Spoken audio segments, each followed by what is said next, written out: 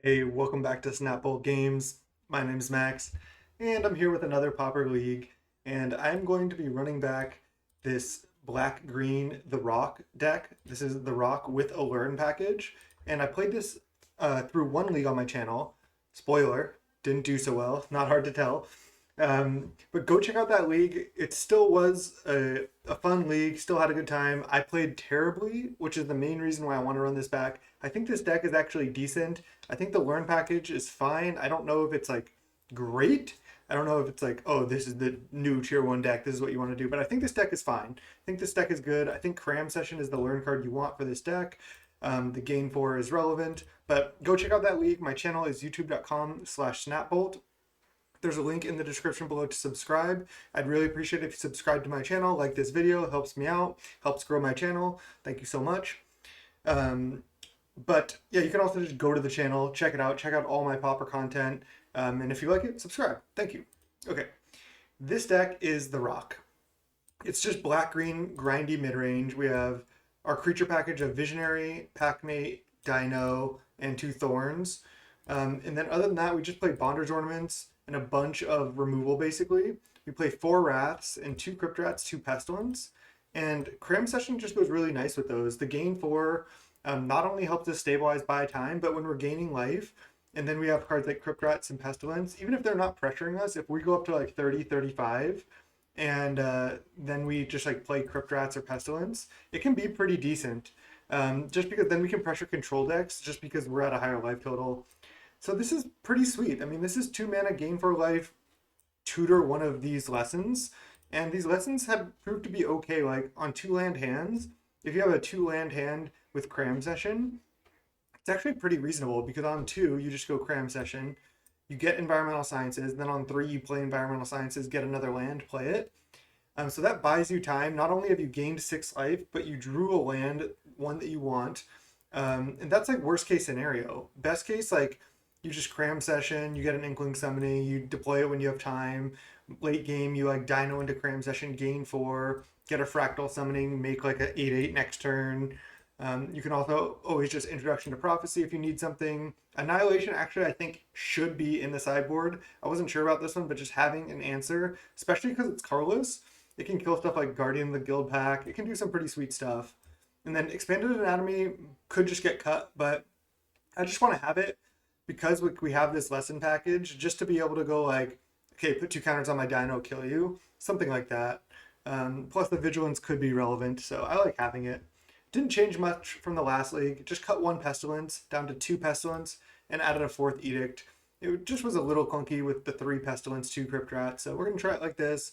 But yeah, the deck is pretty sweet. I think I can do well with it.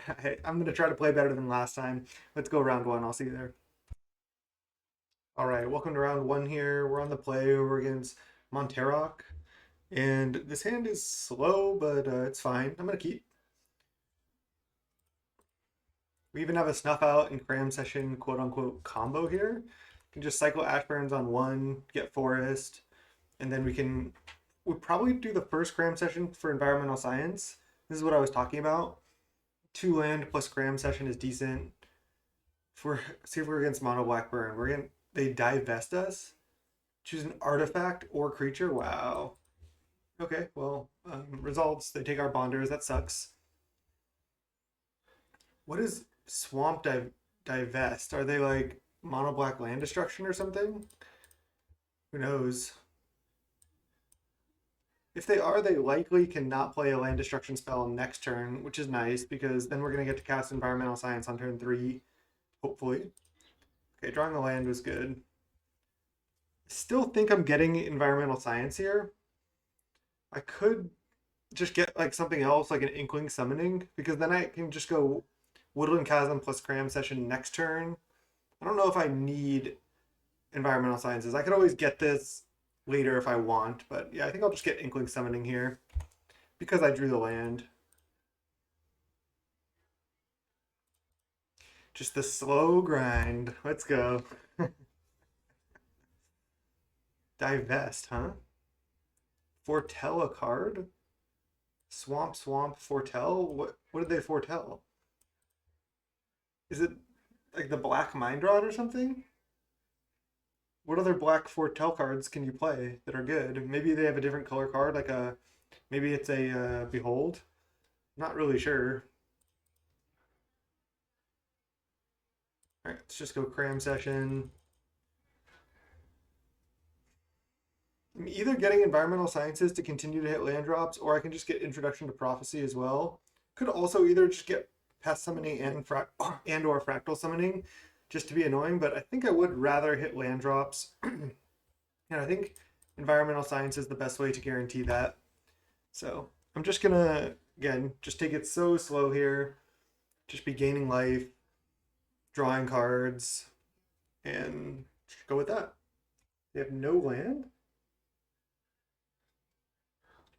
Swamp, huh? I am not sure exactly what's going on over there. So I can just play Inkling Summoning, but again, I think I'd rather just hit a land drop. So I think I'm just going to Environmental Science, Swamp, pass. I do not know what the opponent's playing, but I'd rather just keep getting lands here. I have Cast Down and Snuff Out available. I'm at 30. Seems fine. We do want to draw more lands. Okay, so it is just like a blue-black control deck, most likely. Augur of Bolas. Okay. I'll probably just cast down that to be mana efficient here. And then play an Inkling Summoning. They miss. Oh, their draw is looking pretty awkward here. Could just be like blue-black Delver, blue-black Control with like Anglers and Divest. Just because. Can also go Pulse of Marasa back Ash Barrens, Cycle Ash Barrens, play land. But I think I'd rather just hold that and just make a 2-1 flying here. We're just not doing anything either. This is pretty funny. I mean, we did gain 10 and didn't actually cost us any cards to gain 10, which was nice. Another divest, they take Crypt Rats? Sure. Just playing a million divest main? Interesting. Chainer's Edict, that's fine. What a game. This has to be Behold. Thorn, let's go. Perfect. It's probably the best card, assuming they don't have a Thorn of their own. If they go land Thorn, that would be bad for me, but if not, then this is great for me. Bonders, perfect. I'm telling you, this deck is slow. It is slow. And we're against what looks to be a pretty controlling deck from the opponent.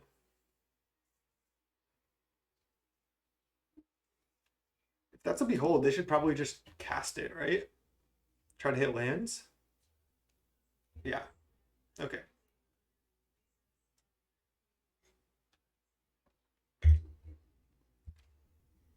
See what they scry here. Bottom. Okay, they probably were not lands. And I mean, this art being broken just like Magic Online is just falling off, honestly. It bugs me. Like the Ulamog's Crusher art is still broken. There's still all these bugs that are broken. Just sucks. You feel like you're like playing this game in this program that the company just doesn't even really care, or yeah, they don't have enough focus to upkeep because they're just focused on Arena. Again, I want to pull some Marasa back like a threat if I can, but I mean, getting a land isn't terrible. Hitting more land drops is good, but we'll see. I can also just play a Bonder's Ornament and just hold the Pulse of Marasa. I mean, maybe they kill this and I get this back. It's decent to have another way to take the Monarch just in case. I'm just F6 here. Not sure what they're doing. Okay, they did find a land. Maybe they found 2 lands and they were deciding to play Ice Tunnel or something else. Right, I'll attack for 1. I think I'm just going to play a Packmate here. I could just resolve a Bonder's Ornament though. All right, that's actually better because then I can just foretell Packmate. I do want to resolve the Wolf as well, but I think resolving Bonder's Ornament is better for the long game. And this is just so mana efficient. Visionary, that's good. I can go Visionary plus Packmate next turn, which is nice. I mean, if this is blue-black control, like with Anglers and Augurs or blue-black Delver, I think this is a pretty reasonable matchup for us. It's not like guaranteed that we win or anything. It's close, but like they can go Angler, leave up Counterspell here, which is good, especially against this. Which is one reason why I was considering to snuff out the Augur and not cast down it. But it was, I just got to use my mana efficiently by cast downing, so I'll probably have a target for this later. And I have a ton of removal I can draw. I have 3 more cast down. Wow, Stormbound Geist main? Opponent's deck is spicy. Alright, well I can snuff out that when they attack. Alright. They could counter the snuff out and then take the Monarch, but I'm gonna have 2 creatures in play also, so Bonder's Ornament. I think I should play a Visionary just to make sure if they do take the Monarch that I have a good chance to take the Monarch back, and I can hit a land. Okay. Well, not hitting any lands here, but again, still have the snuff out. No reason to snuff out right now because I'd rather try to protect the Monarch. I know they can play a counterspell, but then that taps them out of blue mana. So it looks like yeah, it looks like they're just blue-black mid-range again. If they want to counter this to take the Monarch, that's fine. They're probably not going to be able to kill all my stuff, but maybe they can. Who knows? Yeah, so if they go counterspell, which it looks like they're doing, they do get to take the Monarch, but then they need like snuff out plus another removal spell.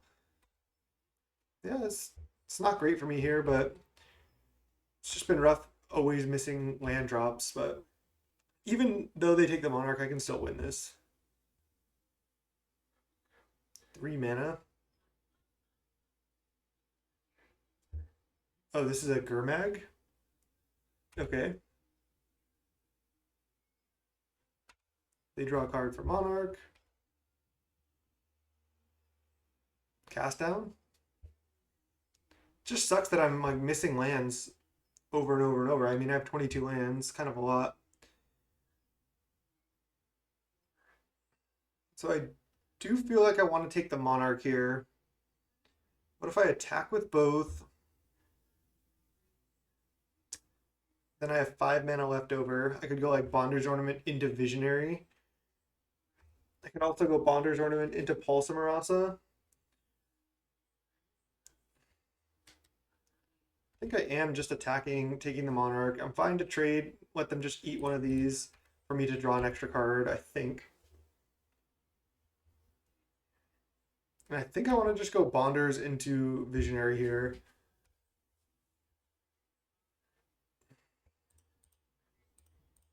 Maybe next turn I'll be able to just like play a Pulse Marasa, get back a Thorn, play a Thorn, or something like that. But I think this is what I want to do.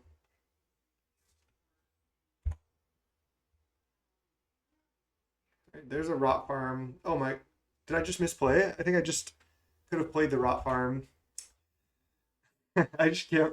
There's something about this deck where I just cannot play properly. I thought I was already on my end step. I thought I drew this for Monarch for some reason, but I think I drew it for Visionary. So that's a huge punish actually because I have 1 less mana next turn. So that's pretty bad for me. Are they just going to play another Angler here? I feel like they are. I mean, again, I have a lot of removal. Oh, they're just casting Behold right now. Interesting. So if they attack with both, I'm just taking. If they just attack with Stormbound, yeah, they take the Monarch, but that's fine. 1 top, 1 bottom. I assume they're going to play Island. Yep. All right, so they can have Counterspell up. They attack for 7, I take. They're at 17 as well. This game could have gone a lot better for me. I know I just punted by not playing this, but punt count on the league already won. That's bad for me. All right. I can attack with 1. They could snuff out it. And then I was thinking I could play Pestilence. No, that doesn't really work. I can just try to attack with both. And then I have 3, 6 mana.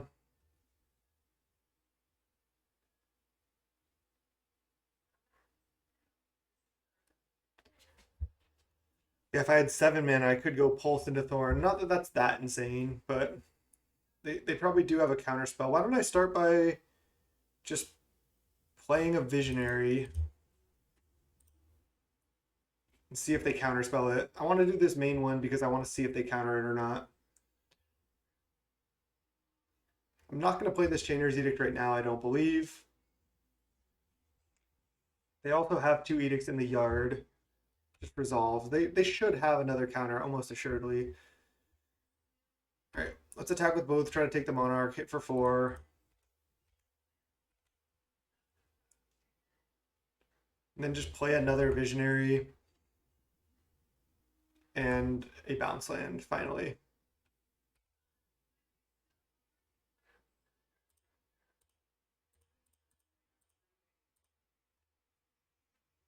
I could just play this tap land as well, so I have to discard less cards. Counterspell. Oh, AK? Sure. Okay, I could actually bring in the Hill Spellbomb against them. They have Anglers, AKs, and Chainer's Edict, and maybe more than that.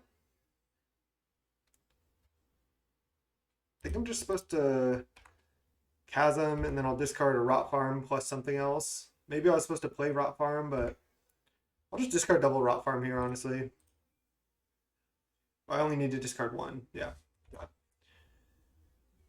Okay. 17 to 13. I do have a Pulse of Marasa in my hand, which is good. Their Chainer's Edict's not really doing much. I think I'm just going to go to 10 here. If I can resolve this, I mean, I could even just win this race. This is actually pretty annoying against me. I just need to draw another cast down or something. I don't know why this is grayed out. Okay, there's a Delver. Delver tap land. They have the Monarch. They draw a card.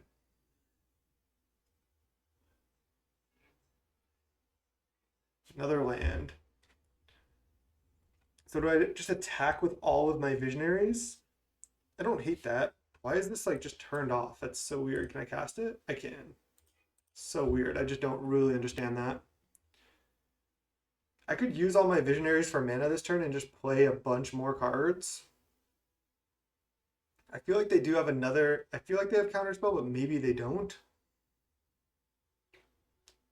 I want to resolve this, so I think I'd rather bait with other things first. I think I do like playing spells main 1 here.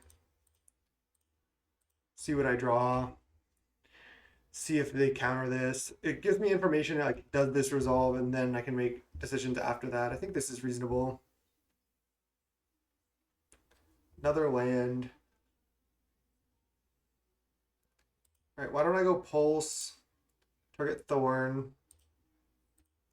Hopefully this resolves.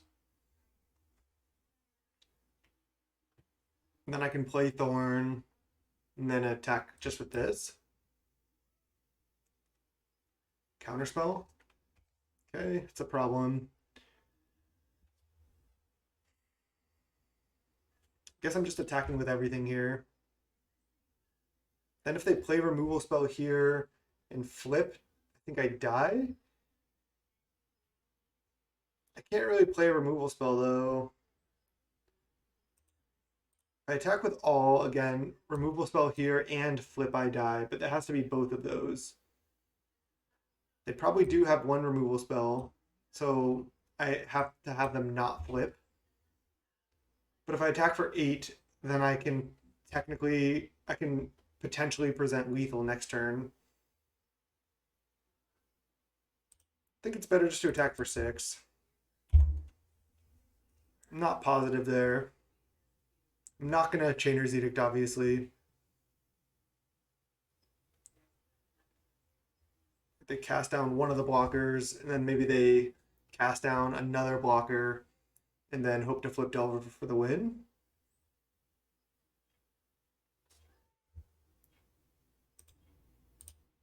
Okay, I should have also not F6 there, because I could have drawn cast down that I would have wanted to cast. I think I'm going to lose here.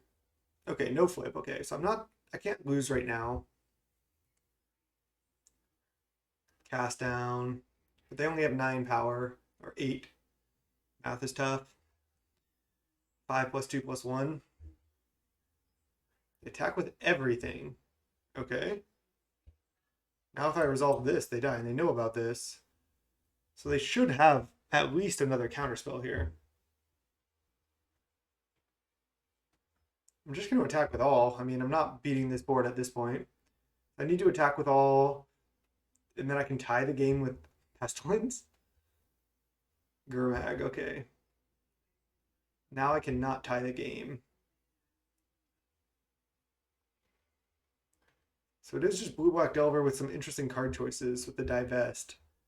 Cram Session, okay. That can do something. Let's see, so I can Cram Session, and I can get either Pest Summoning, Fractal Summoning, Introduction to Prophecy, Annihilation, or Expanded Anatomy. Again, Changer's Edict doesn't do anything because of this, which is rough. If I go to 6,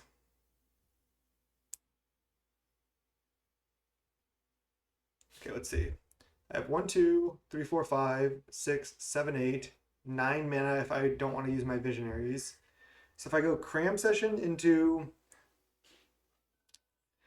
the Exile card, I can Exile Angler, attack with everything, but then I can't really do much else.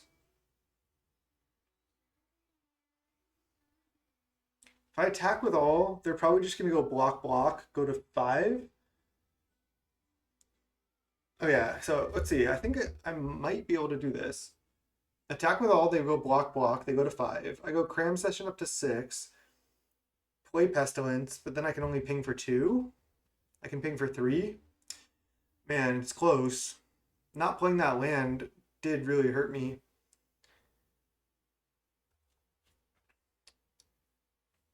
What if I go, yeah, Cram Session up to 6, and then Pestilence Wrath the board? Then Pestilence for 5. So that costs 9 mana. I have 3, 4, 5, 6, 7, 8, 9, 10, 11, 12 mana. 9, 10, 11. So I can do that. I can just, I need, oh, they probably even have Counterspell though. So that will cause me to lose. So let's just lead on Cram Session, I suppose.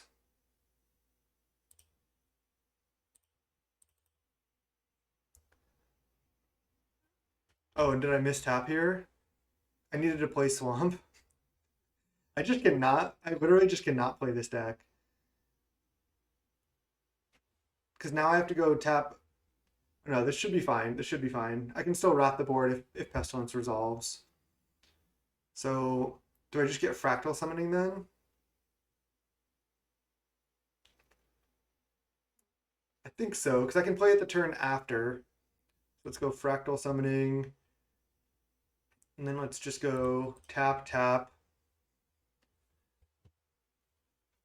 I need to tap these two for sure. Tap, tap, play this. They should know about it, so they should counter this.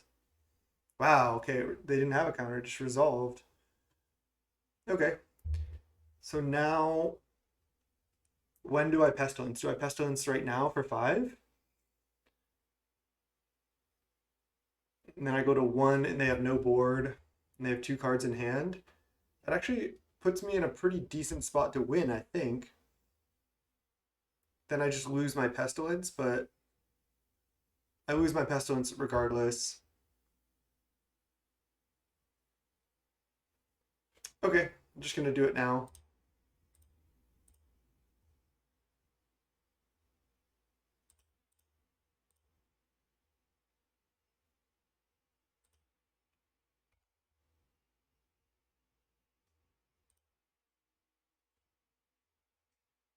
So I go to 1. Can't believe I actually can survive this turn. They're at 2. But they deploy pretty much all their threats. And I can just make a big Fractal plus Chainer's Edict next turn. I guess they have 2 Chainer's Edicts, but I maybe should have even taken Introduction to Prophecy. The fact that I have Chainer's Edict, oh no. 2, 5, 6, 7, 8, 9, 10 mana. So I still need them to not have a counterspell. And I forgot they had the Monarch too. Okay, Cast Down is good. Cast Down is good. Let's just go Chainer's Edict you.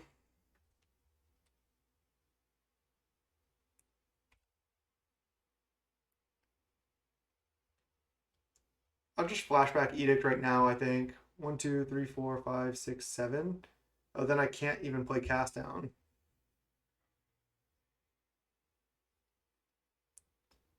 Still think it's fine. Just have to hope they don't have another counter. Let's play a land first. Play around a random Force Spike.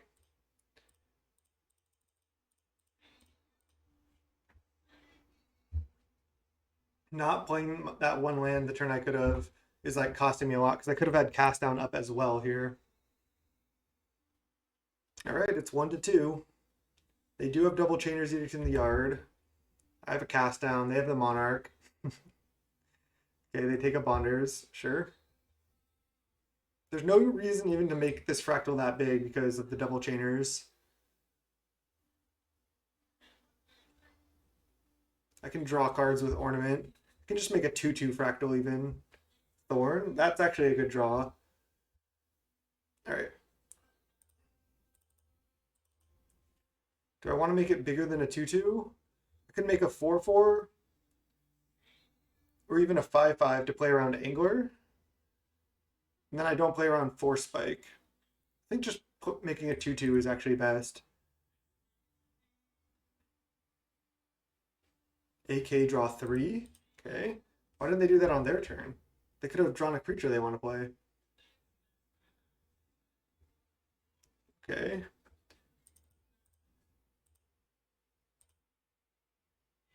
Let's go with Thorn. And I can play untapped land if I want to play around Force Spike, or I can play Rot Farm if I don't. I mean, they played 2 counters so far, right? Yeah. So they have 2 left in the deck. It's interesting also that they have AK over Frantic. Okay, they have a counterspell, sure. And they probably need to flashback an Edict on their turn. This deck takes forever.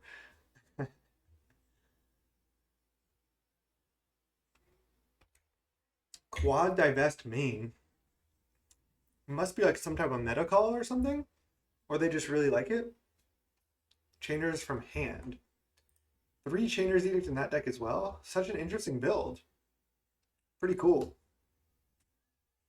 Alright, they still have the Monarch. I can eventually start drawing cards here. Fleet Admiral, okay, well, I'm going to just cast down that right now. I don't really think they're going to have Force Spike. Just the cards they played. They do have double Stormbound Guy's main. It's pretty insane. And Delver? Okay, I'll have to draw an answer. I'm at 1.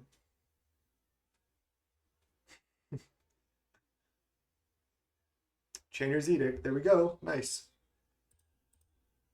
Edict you. I also have a Bog in my deck somewhere. Let's draw right now.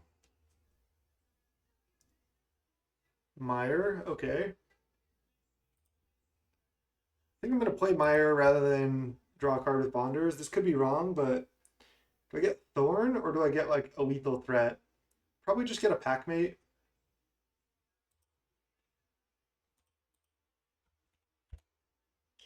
I just wanted to play Mire, guarantee I draw a creature next turn. Maybe that's not even good, but because I could have just drawn a card.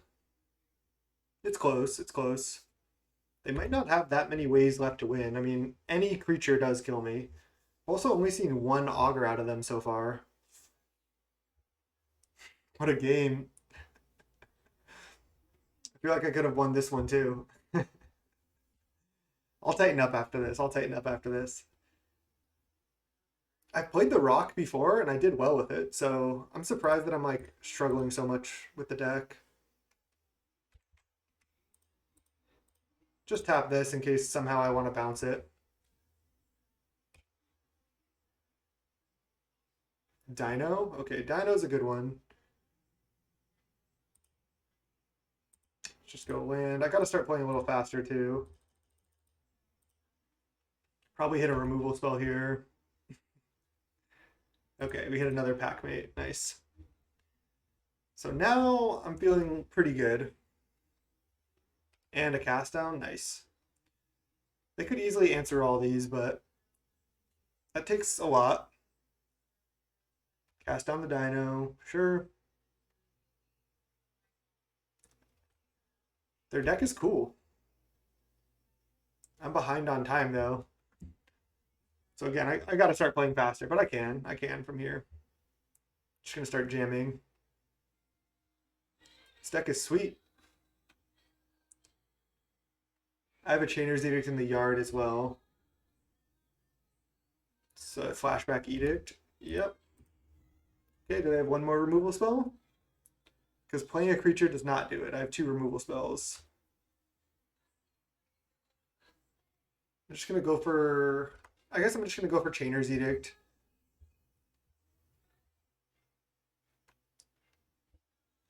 No, I'll just do this now.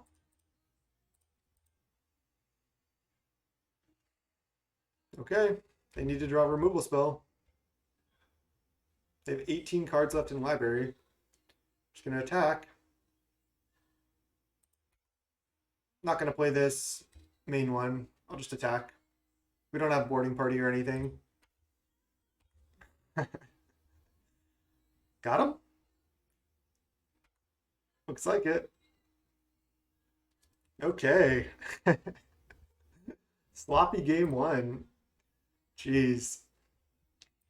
This is good against Edicts. Duress is just, I think, pretty decent in this matchup, along with Reaping. I am going to bring in Spellbombs as well. That's a lot of sideboard.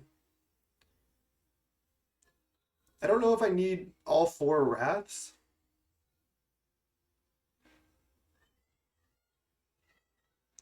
Also, Snuff Out is reasonable, but it doesn't kill Angler. I could go like 1 Crypt Rats, 1 Pestilence, just because, yeah, they're good, but I don't want too much of that effect. I think 1/1 here is going to be good. I think the Cram Sessions are good, and I just want to keep them in. I could board out another Snuff Out. Just rely on Cast Down and Chainer's Edict. The card that's a problem for me really is the Flyer. The Flyer is really what's a problem. I don't want to board out Dino. I could just board out Double Visionary. Yeah. It's probably like the weakest card. It also gets blocked by Augur. We didn't see that much of it, but I think my other cards are all just stronger.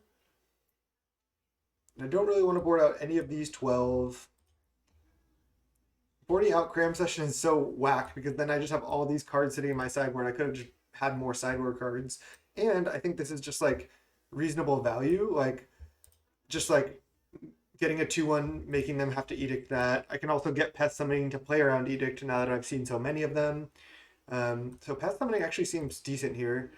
I think we also just got kind of unlucky missing land drops the way we did. If we hadn't, I think that game would have been a lot easier. And I do like Duress because they have to hold their counter spells. So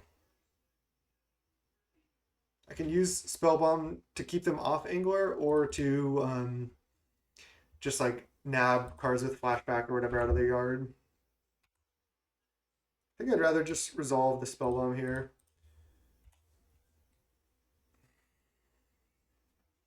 Not planning to crack it for a while, but if I have to draw a card, I will.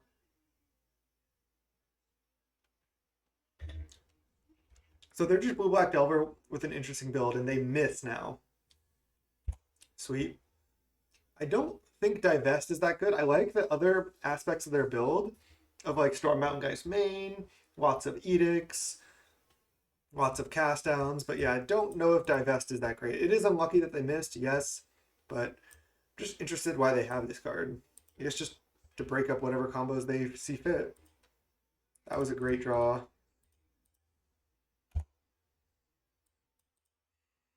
Foretell a Packmate. Can cast it next turn. Okay, nice. I'm definitely going to slam Packmate if they don't have Counterspell up. I have a Snuff Out as well. I'm not going to play it on their turn. I'm just going to remain F6 to not use my clock. There is value in F6ing, like, even when you might want to play a spell, just because clock is valuable in Magic Online. So sometimes you just got to give up a little clock. Just kill my Packmate. That's fine. Just a little 2-for-1 here. Dino. I could pop Spellbomb now because they can't cast Angler yet anyway, so I'm not going to do that. Probably just cycle Ash Barrens for Forest. Continue to hit land drops. Also, I have 4 Rot Farm in the deck, which I wasn't really drawing. Forest, untap, land. I'll just slam this. If it gets countered, it gets countered, but I think I'm supposed to play it. Am I supposed to pop Spellbomb now, keep them off Angler? No, because I have 2 removal spells for that anyway. And I'd rather deal with like one of the AKs or a Chainer's Edict or just like something that matters more than just keeping them off casting Angler. Like if they just tap out for Angler here, that'd be fine. That's annoying. Because I have no way to take the Monarch right now. Wow, multiple Aqueducts. Yeah, they're pretty controlling. It's going to be tough, but I can fight here. Do I want to just draw? It's just efficient, but I'm just going to wait. This game's going to go long. Okay, Rot Farm is a good draw. I think I just go Edict because it's just like efficient. And then I go Rot Farm, bounce my Forest. Pass the turn. I could consider Spellbombing now to keep them off Angler, but again, I'm not that scared of an Angler still. Yeah, they could go Angler and then counter my cast down, but then I can just flashback Edict at some point, probably.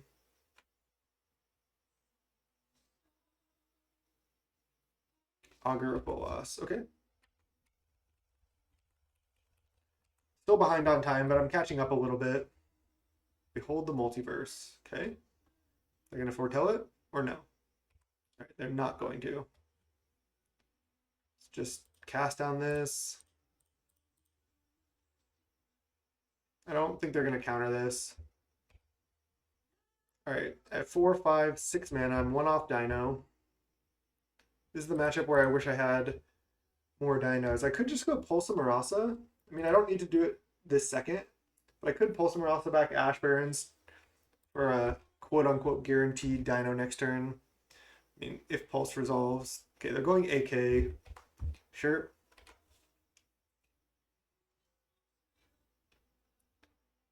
I wonder if I should have cast Spellbomb on my turn. Probably not. They have like 4 AK and 2 Behold the Multiverse. That's a lot. They foretell a Behold.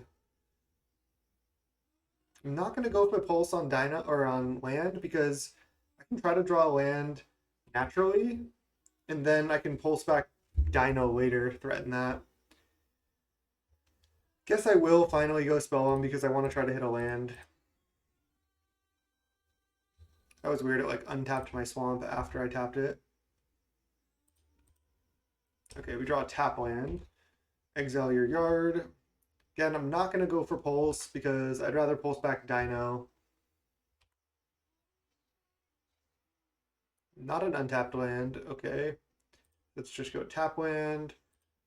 Chainer's Edict you. Because I technically should have cast tapped Rot Farm, but I don't think it matters. They could have some graveyard hate of their own as well.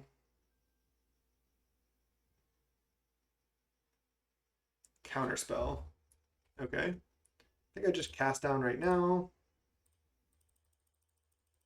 Just want to get that Delver out of there. And then most likely I'm going to Dino next turn, but they're going to Behold here. So they're kind of crushing me on card advantage with the Monarch there, but I can still fight through that. This deck can actually just like fight through a Monarch potentially. They went top. That's not good. But I can't go Dino and then threaten to pulse back Dino. So I hope they play a creature because then I can cascade into removal spells and hit their creature. So, oh, that's brutal.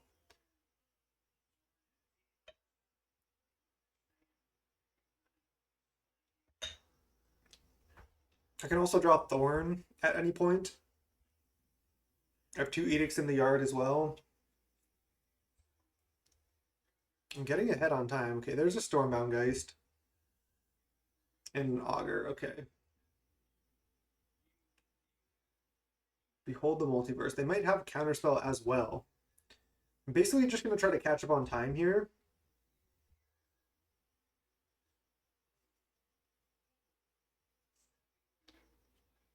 They're tapping out for something. Oh, they foretell the Behold. Is that what they just hit? Yeah. Okay. Makes sense. So let's just go Flashback Edict, target you.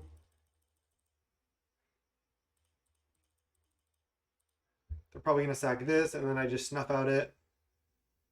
Oh, no, they don't. Wow, that's interesting. Okay. Pass. I'll just take a hit for 2 at this point. Okay, I'm ahead on time officially, and I did win the first game, so just going to continue to try to play fast here. They have to win this game and the next game, so if I'm up on time, then I can just win by time. I don't think it's like a scummy way to play. I mean, both of us had to manage our clock this whole time. This match has been super long. Both decks are pretty controlling, so I think it's totally part of the game on Magic Online. You got to manage your clock. I wasn't doing a great job at first, but once I realized it could be an issue, I started thinking about it. Visionary. Okay, let's just go Chainer's Edict you.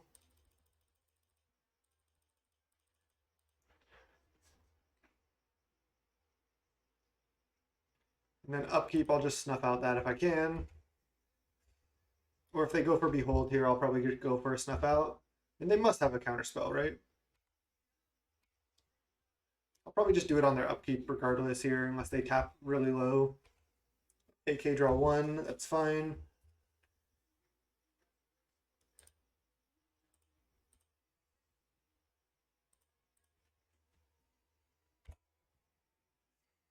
Okay, they counter it. They have 7 cards in hand. Again, I think I'm losing this game. So I'm just going to try to play fast, get up a minute or 2 on clock. Just going to jam Visionary and then leave up Pulse. They just had the Monarch, I think, for a little bit too long, and they had it too early. But I'll keep fighting.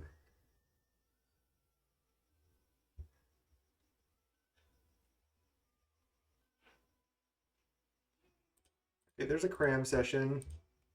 I'll play it.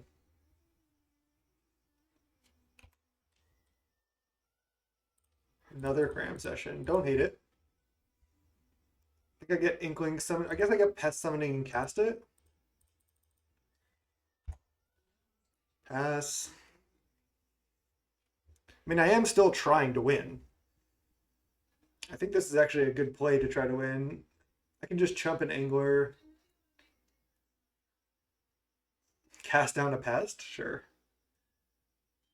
I can cram session again next turn and either get the Exile card, or I can just get Inkling Summoning, or I can get Fractal Summoning. Yeah, the Pests are good against them. All their Edicts. Probably just going to go cram session for Introduction to Annihilation, target this. Just waiting on this pull. They're down to 3 cards. I think they've used both of their Beholds, if I'm not mistaken. Oh, another Angler is going to be bad for me. Yep. Their deck is sweet. Again, the only thing I'm unsure about with their deck is if Divest is good, because they've missed on 2 out of 3 Divests here.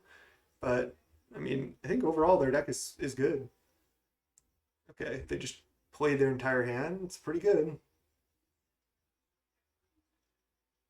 Okay, there's land. So let's just go cram session.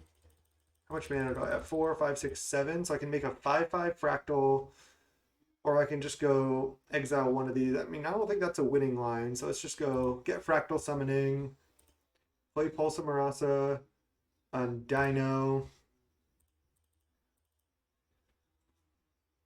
And then I just take 1,000,000 damage this turn.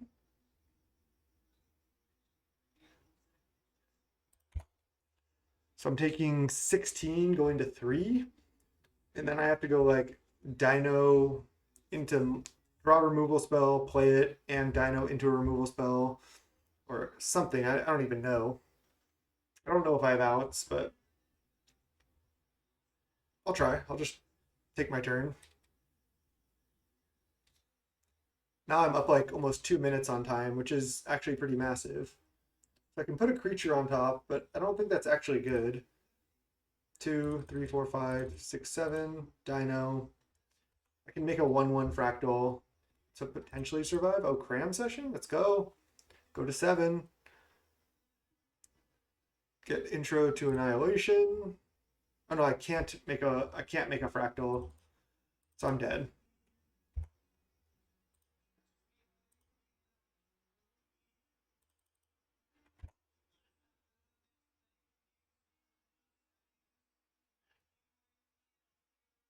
So if they just attack, I die.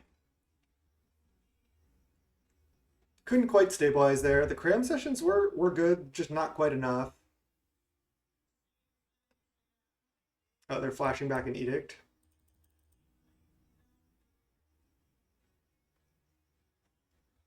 I'm still gonna have to try to play fast in game 3 too. This has been a really long match. All right.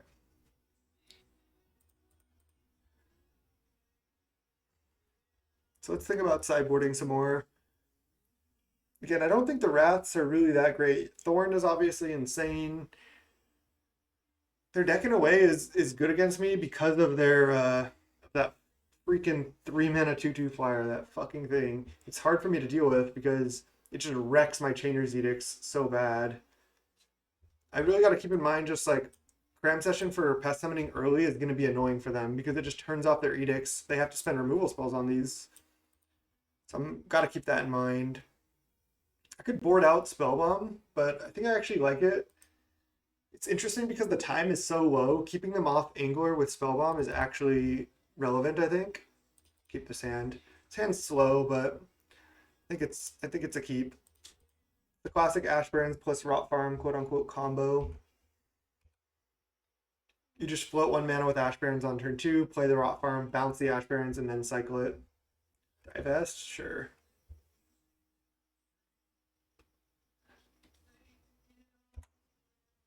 F6 their turn. I assume they just take Thorn here. They can take Thorn or Dino.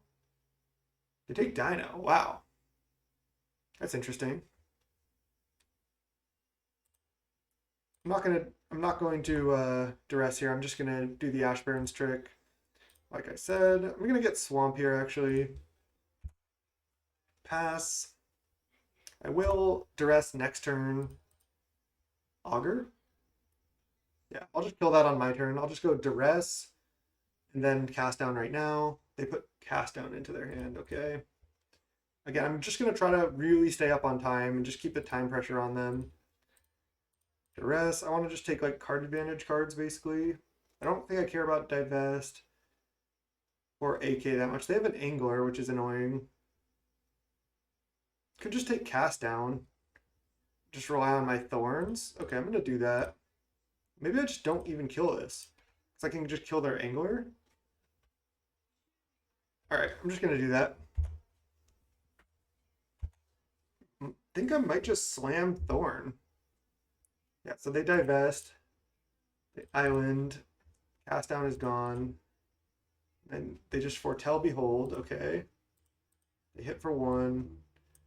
I'll let that resolve. Just gonna slam Thorn here. I know they could just draw a removal spell and take the Monarch, but I'm going for it. Snuff out? No. No removal spell one time? Okay, they're going to behold. They tapped Swamp as well? They probably shouldn't have tapped Swamp. Bottom. Now if I get to untap, I'm just in a great spot. Oh, no land for the opponent? That's brutal. go pulse back Dino. I'm gonna pulse back Dino right now. Oh, I should have left up cast down here. That was it. That was a big mistake. Again, just the time pressure is kind of messing with me here. Now that if they drew any removal spell, they take the Monarch. That was terrible. Okay, I got lucky, got lucky. They could still go swamp removal spell though. Okay, they're just kind of screwed there. That sucks for them, honestly. Pretty unfortunate. Let's go cram session. I think I just get pest summoning at this point. Pest summoning. Play tap land. Pass the turn. Now I have the Monarch early. I mean, even without time as a consideration, I mean, I could have played a little tighter here. I probably could have won this third game. Their draw has not been good. Okay, they AK, they find the land finally, but now it might just be too late. Okay.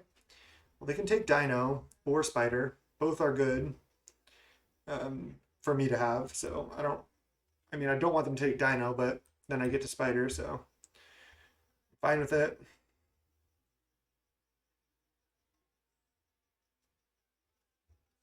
Let's just go land, Spider. Could just cast down this, but I don't even want to. I'd rather cast down an Angler. Crypt Rats is decent. I can also play Pestilence out at some point. There's not a huge rush. Augur, sure. But now I can. I'm going to play out Pestilence next turn because then I can threaten to just at least Pestilence for 3, keep this around, and then they don't have anything on the board. So that seems good to me. Cycle this Ashburns.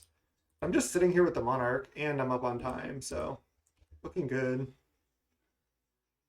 But one problem is Pestilence takes a long time to activate. Just counterspell. Okay. Let's go cram session. I think I just get fractal summoning. Pass.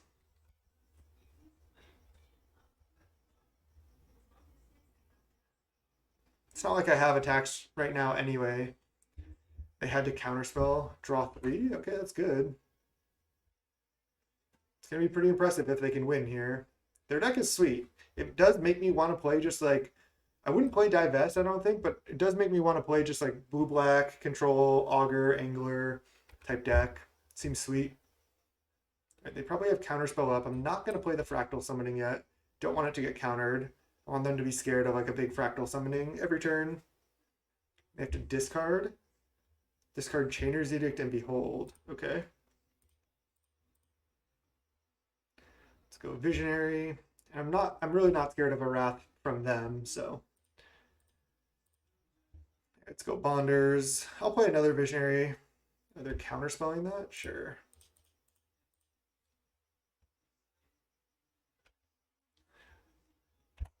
Bog. Bog is actually decent. Packmate. Okay, I'm just building up a massive board here. They're still only on 4 mana and I'm on like 10 or 12 or whatever. You can see whoever's sitting with the Monarch for a long time, it is pretty easy to run away with the game, and they're trying to Angler. It's taking like 20 seconds. It's rough. Delver, okay. Double Delver, okay. Triple Delver? No. Just gonna play Bog. Here. Could Crypt Rats away the board, but honestly I don't even think I want to. Just go Edict you. I guess they can take the Monarch here, but that's fine too. I guess that if they attack with both Delvers, then I can just cast down.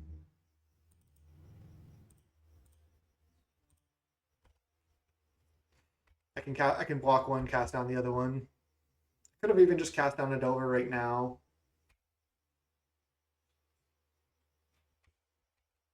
No flip. I guess they can attack. They could attack with this too, but I can just block here. Stormbound Geist, sure. going to play out my Crypt Rats next turn for sure. They're just attacking with Angler. Interesting. Well, it's an easy block. Do I just cast down a Delver to be safe right now? I think I do.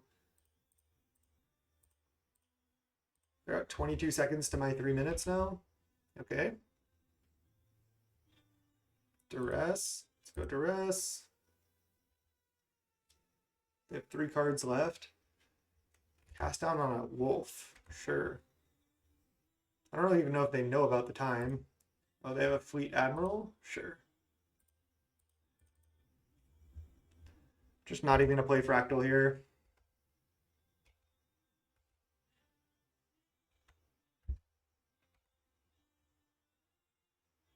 "17 seconds for them." Looks like they're just going to time out, which is unfortunate. We don't get to see the end of this game, but I think I'm still really far ahead at this point. Yeah, they can Fleet Admiral take the Monarch, but I mean, that's fine. I can also just go Crypt Rats for 2, Crypt Rats for 3 here.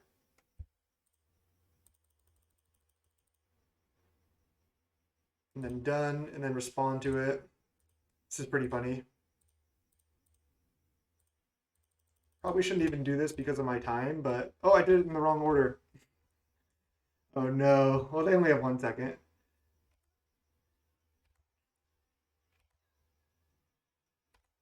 I meant to do it in the reverse order. Because I meant to do it for 3 first and then 2.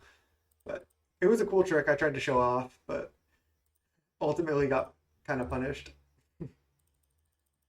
I still have 2 minutes, so I'm fine.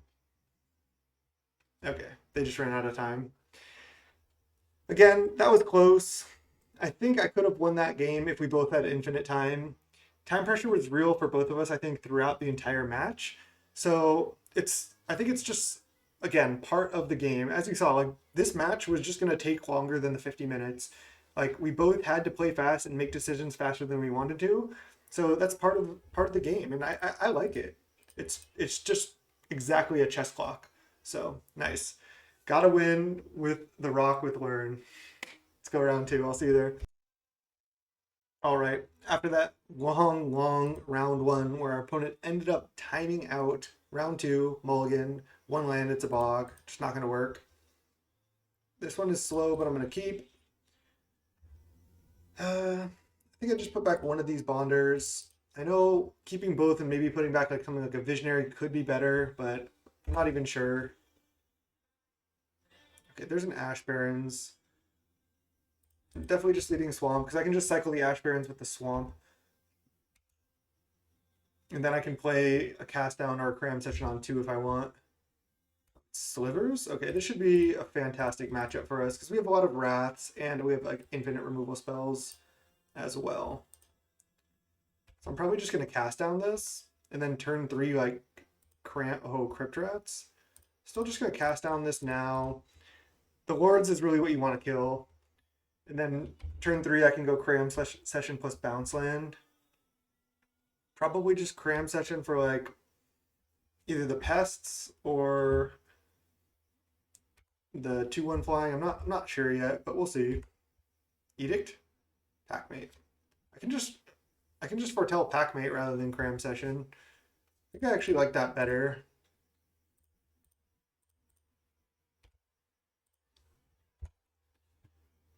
And if we draw a couple more lands, or we like are able to deploy this ornament, we can get to a point where we can just play Crypt Rats and Rat the board potentially, as long as they don't have too many more Wrath or Lords. I mean, okay, lead the Stampede. They only had 3 cards left. I haven't played Slivers in a long time. Wow, they hit 5 cards. Jeez. And then they play one that we don't know about. Okay. So they just played a 3-mana draw 5. This Crypt Rats is going to have to do work. All right, so now we go Ornament into Packmate. Let them commit more to the board. I'm definitely going to be in trouble here.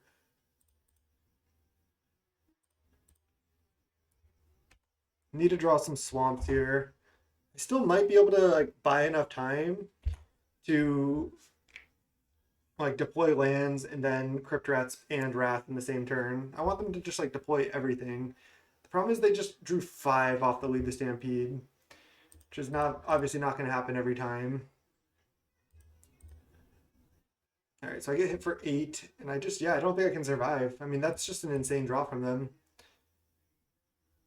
I could have just played out Crypt Rats. So I can only Crypt Rats for 2 this turn. So I have to go Cram Session, get the pests, try to survive, and then next turn hopefully be able to Crypt Rats away their board, but I don't see how that's going to happen. I just don't have enough black mana.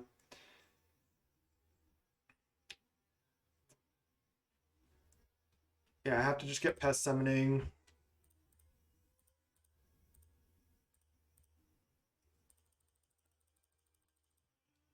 Just Pest Summoning, do some chumping here, gain some more life.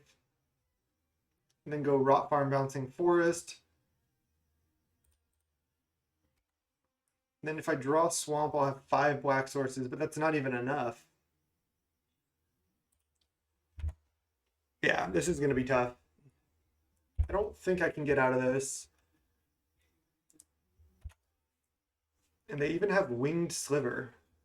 So they're just like 3 or 4 color slivers, I think. They drew 3 that time. Yeah, they have Gemhide. So they're probably just green-white slivers, splashing maybe like 1 or 2 red ones, and some blue ones. I mean, this draw was insane. I still think it's a pretty good matchup for us. So I get hit for 12, go to 2. Oh no, 16. Oh yeah. 4 times 4. Math is tough. Okay. I think I'm just not sideboarding. Again, I think this matchup is actually reasonable for us. Duress is okay because Duress can take their draw spells, but it can also just miss. Just gonna run it. I mean, I have 3 Snuff Out, 4 Edicts, 4 Cast Downs. This is like the matchup I want to face. Just gonna lead Chasm, probably turn 2 Swamp, Foretell, and then I have like turn 3 removal spell, Bounce Land. Again, I think I'm confident in this matchup. Slivers has to mulligan a fair amount. Their mana is actually not great. I'll say I've played against Slivers a lot in the past, and that draw was far above average for what their typical draw is. Okay. I think I'll just Chainer's Edict that, honestly. It is annoying to take poison. It's a way you can lose. Like, if you have life gain and they're able to poison you out, it's kind of annoying. Okay. I'll probably just cast down that right now as well.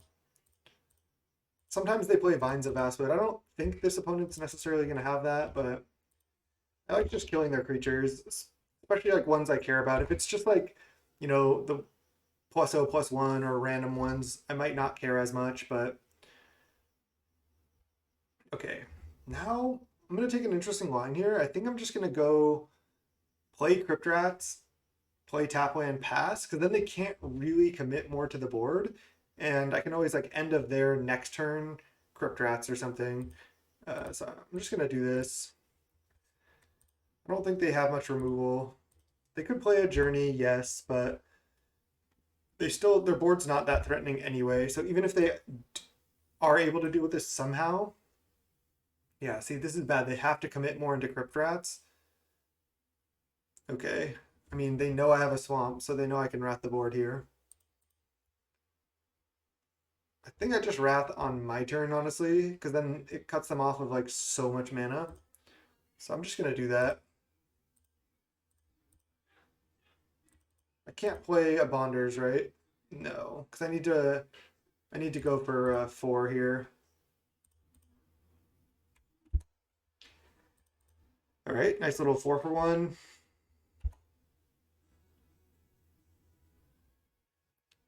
Another Gemhide and a Sidewinder. Sure. All right, I have 1, 2, 3, 4, 5, 6 mana. I can go Bonders into Packmate. I can go double Visionary. think double visionary is actually the best. I could play a Bonders, but I like this.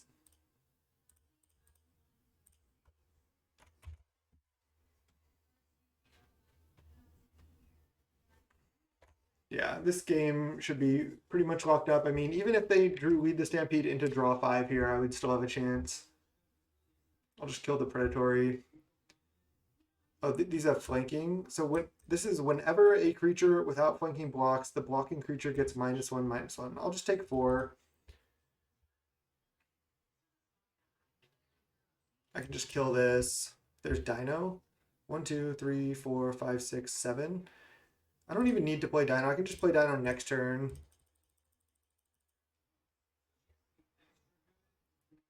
I can just play Bonders Ornament into Packmate pretty safely here as well. Just get even more mana.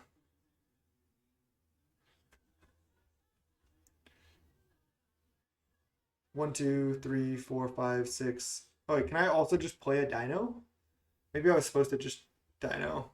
I have 1, 2, 3, 4, 5, 6, 7. Oh, maybe I do just Dino.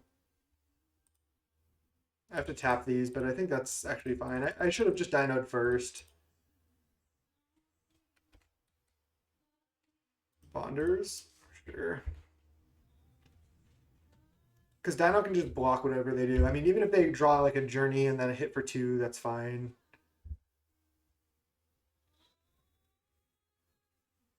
I have another Chainers in the yard, which is nice. Let's go Chainers you. And then Flashback Chainers. Just keep killing their creatures, basically. Pretty straightforward matchup here. Yeah, they just concede. Okay, nice. The Wraths are pretty key, though. They've had 2 reasonable hands. Yep, I like no sideboard.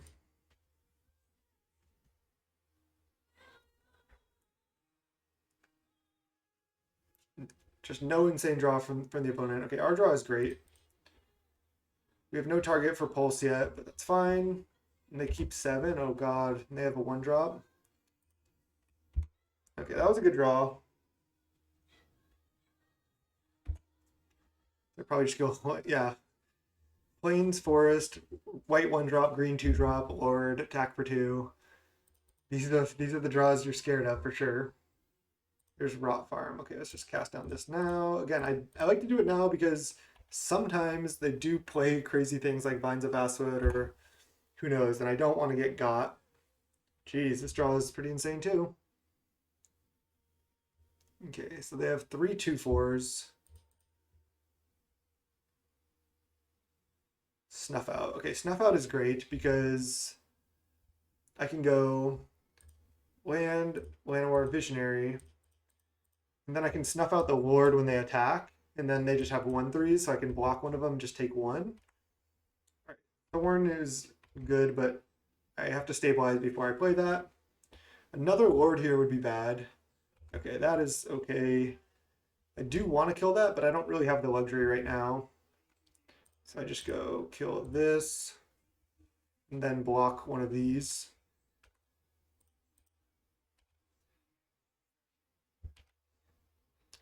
Okay, so I do have 4 mana if I want to tap Visionary. I'm at 11. They have 1 card left, but they do have a lot of mana. Okay. I don't really want to play Thorn. What if I just play Pestilence without tapping this? Or I can go play Pestilence, play Rot Farm, and then just take damage. If they draw or have Lord, it would be really bad, but they have to exactly have that.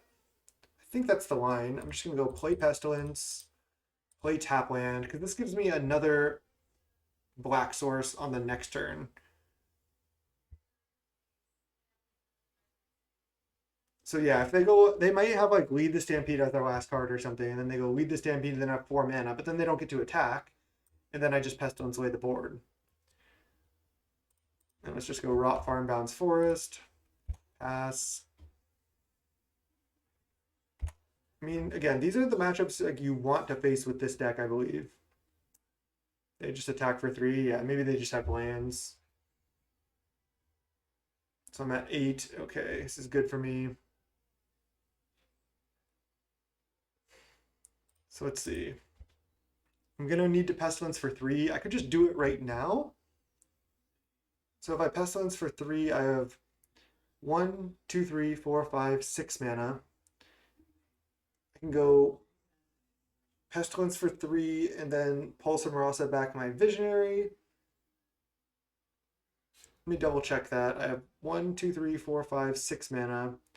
So Pestilence for 3 and then play Bonders or play Pulse. I think I do like cutting them off mana here, but I can also just pass and then end of their turn Pestilence, and then I get to keep my Pestilence around. All right, that's what I'm going to do. So I get to just play Bonders here, pass, and then I can just respond to any Lord they play with Pestilence if I want, or just wait. I'm just planning to take 2 here, because again, then I just get to keep my Pestilence around. I do have a gain 6.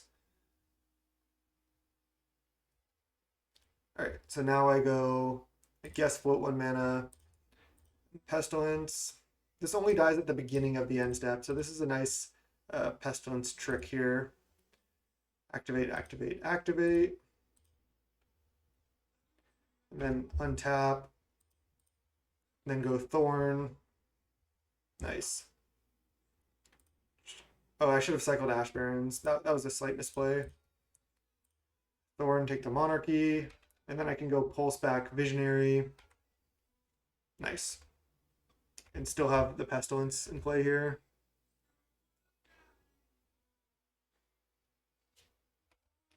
Play a 1-2. Their draw was scary, but our draw was actually really good.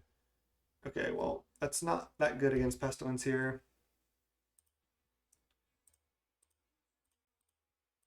This is where like Pestilence just like shines and like is insane compared to Crypt Rats. Like I get to Wrath again and keep my Pestilence.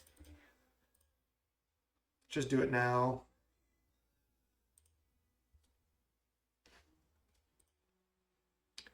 I'll just play Packmate. Nice. Beat Slivers there.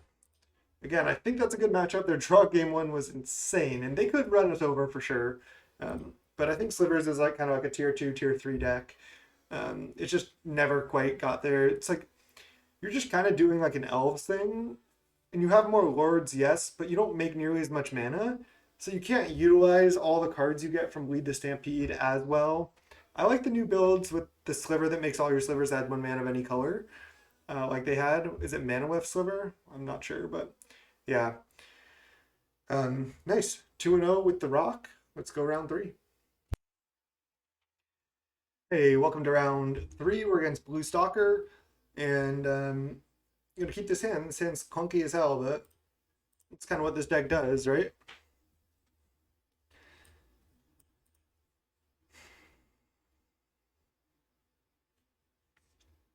Mountain. Okay, are we against Burn? Oh no, Faithless Looting. I think we're probably against black-red combo. Blue Stalker would be on that, right? I'm assuming we're going to see like Skirk Prospectors, the Goblin, Matron, and that sort of thing. This matchup should be reasonable as well because we have a lot of removal, but they can also just like combo us out if we don't draw a lot of our removal. Yep. And our hand is very clunky. Okay, that helps. Yeah, what is this card again? Hissing Iguana. Whenever another creature dies, you may have it deal 1 damage to target player or planeswalker. 3 mana, 3/1. Yeah, so they play this because they can unearth. And for those that don't know, it's a first day of class combo deck. So with your persist creatures, you can keep sacking them and bringing them back. And then, yeah, they don't actually get the counter then. So that's the combo. I don't think I'm supposed to just kill this. I could also just play I don't think I'm supposed to cast down right now either. I could just play Cram Session because I don't think they can go off. I mean, if they go land, Skirk Prospect, or first day of class, they don't really do anything. They need more than that, right? Because then they just make infinite enter the battlefield triggers, but that's it. I think I am supposed to Cram Session right now. Is it worth it? I mean, can I die? Maybe, but I'm feeling like that I probably won't die. I can get Introduction to Annihilation just to have another removal spell, but I think just getting something like Inkling Summoning is better. Just to have a cheap like clock. The problem is I may have to cast down on my turn, which is not ideal. And maybe I just get comboed here on turn 3, but I don't think I will. Unearth the Matron, get Skirk Prospector, play Skirk Prospector. Oh, so they can win here, yeah, because they can go. This would be a pretty perfect draw if they do. This is a turn 3 win. If they go Swamp, Unearth, they need Swamp, Unearth, Hissing Iguana to win right now. Oh, so they go first day of class. Oh, so now they make infinite red mana. They flashback looting. Okay, I'm just gonna F6. Again, I could have left up cast down. Maybe I should have. The Intro to Prophecy. Yeah, that deck is sweet. I gotta play that deck.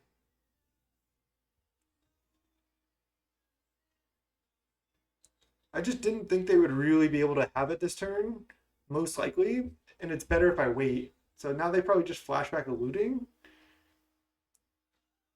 Goblin Slitter. Sack a goblin, it gets +1/+1. So that's game. They just got me. Wow. Because this says haste because of first day of class. So that was a turn 3 win. Okay.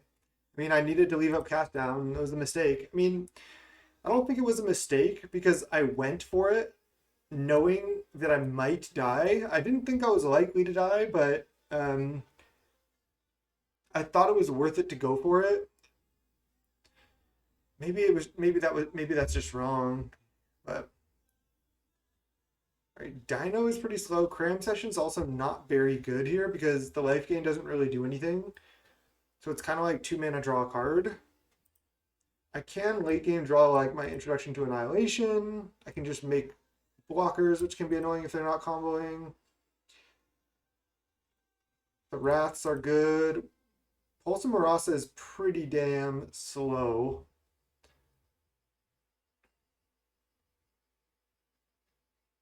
It's the first time I've seen that deck do so well. Oh, we definitely want Spell Bombs as well. Okay, this is good. This is good. Dino is just really, really slow. As is Pulse of Marasa. I could just do something like this. Having the life gain with the Wraths is still reasonable. It's really slow, but I'm going to do this.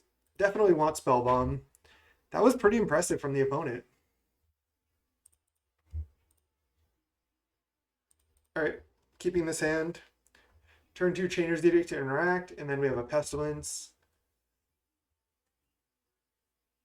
They mulligan to 5. The problem with this deck is, yes, it has explosive draws like that, but you are still a creature combo deck and you utilize the graveyard. So if the deck becomes popular or starts like doing better, it's pretty easy to hate it. Like if you just play 4 Bolt, 4 Scred, it's pretty hard for that deck to consistently go off through that. Skirk Prospector. Okay, well, I'm slamming an Edict here. And Crypt Rats, that's a good draw. Don't want them to mess around. Just want to trade resources since they're on 5.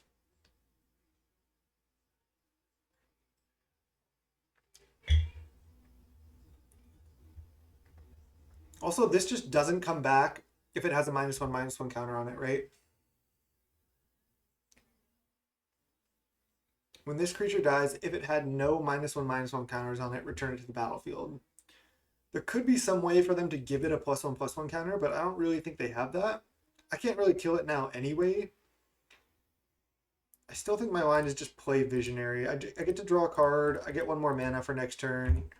I don't really have a good removal spell to play right now anyway. Yes, I could have played Crypt Rats, but I think I like this line.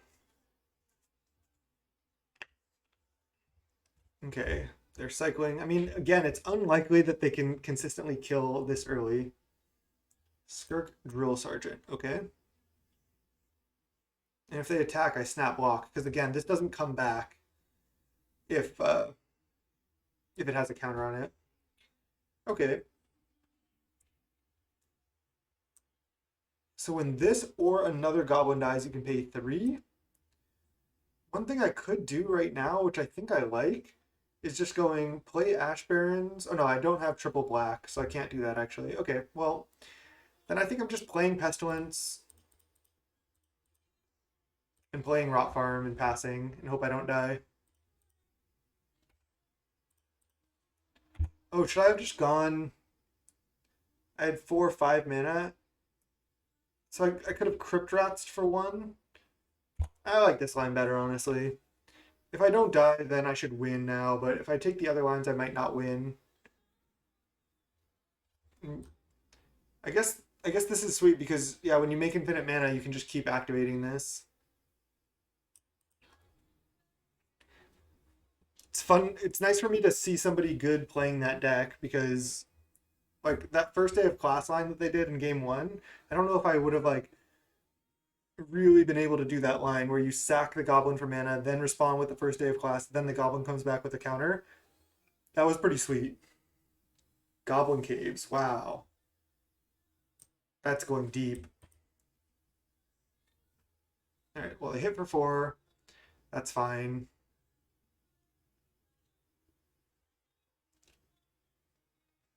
Well, I'm just passing with Pestilence up, I think. I mean, I guess I can just cram session here and attack.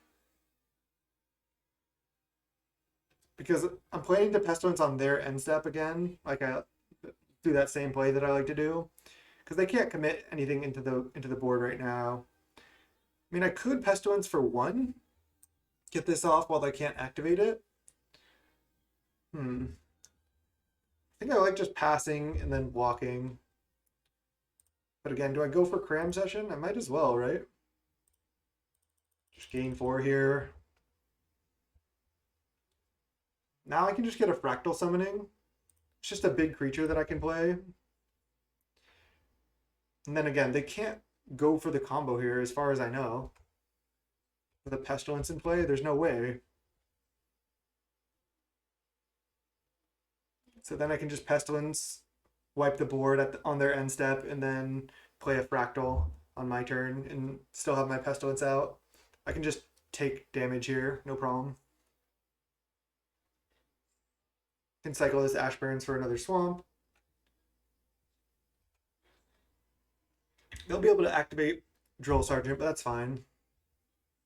Oh, they just pass? Okay, well, let's just lead on activate. I'm going to activate again. See if they pay 3 here.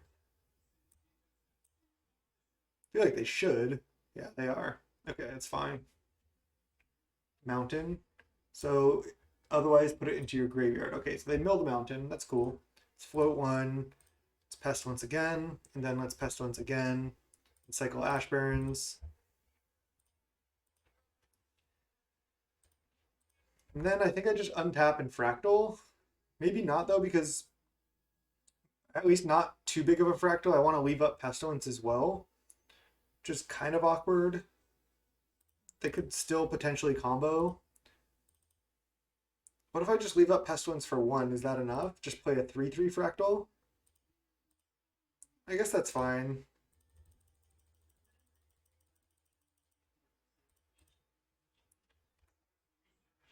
I could have just played a 4/4, but that's neat. Thanks.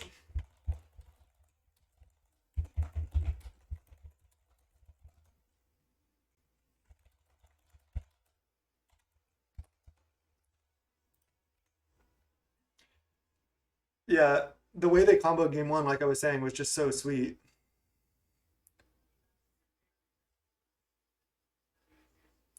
The way they sacked it, persist trigger on the stack, then cast first day of class with the mana they got, that was dope.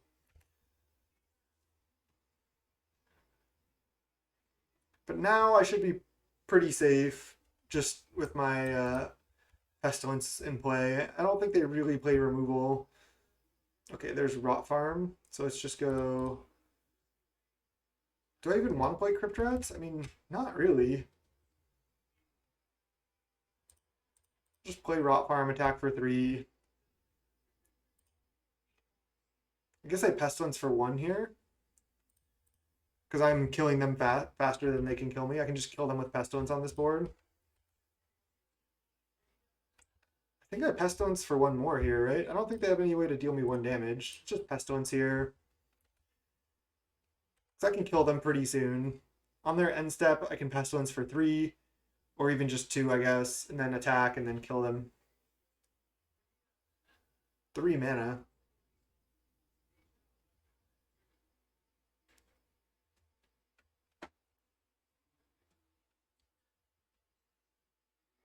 What do they have? I mean, this is like the card in the matchup. It's just crazy that this was printed at common at some point. What were they thinking?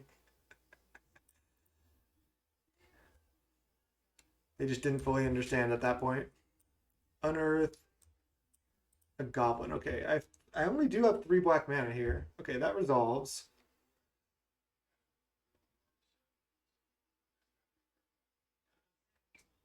Skirk Prospector. Okay, so let's think about this. I don't want to mess up.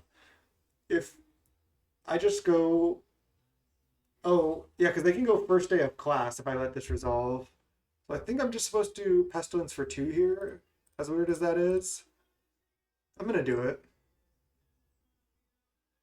And then I can just Pestilence for 1 later. Because then this way, this is going to have the -1/-1 counter on it, and it's just not going to come back. So I play around that same line that they did in game 1. They won't be able to sack the goblin and bring it back, and just then maybe go off again. So I think this is safer. Like, yeah, they can sack this, but and then first day of class, but then they're out of mana. This doesn't actually come back, because it has a -1/-1 counter now. Yeah, they just conceded. I think they were going to go for that same line again, but nice. I am scared of them comboing early, but if we draw Cast Downs, Edicts, we have Duress as well to take first day of class. Their deck is sweet.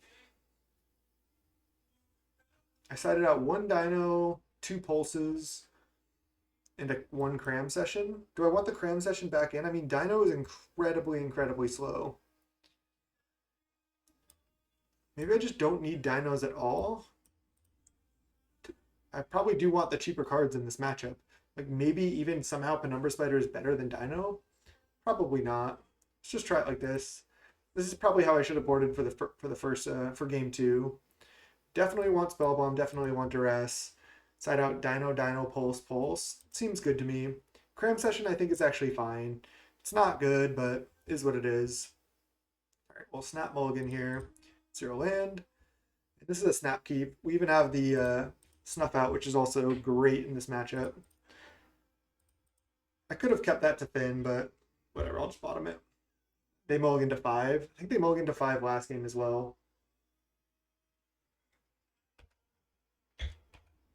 Okay, Caves. Definitely playing Swamp, so I can Snuff Out if I want. Oh, but I can't even Snuff Out a Putrid Goblin, which is interesting.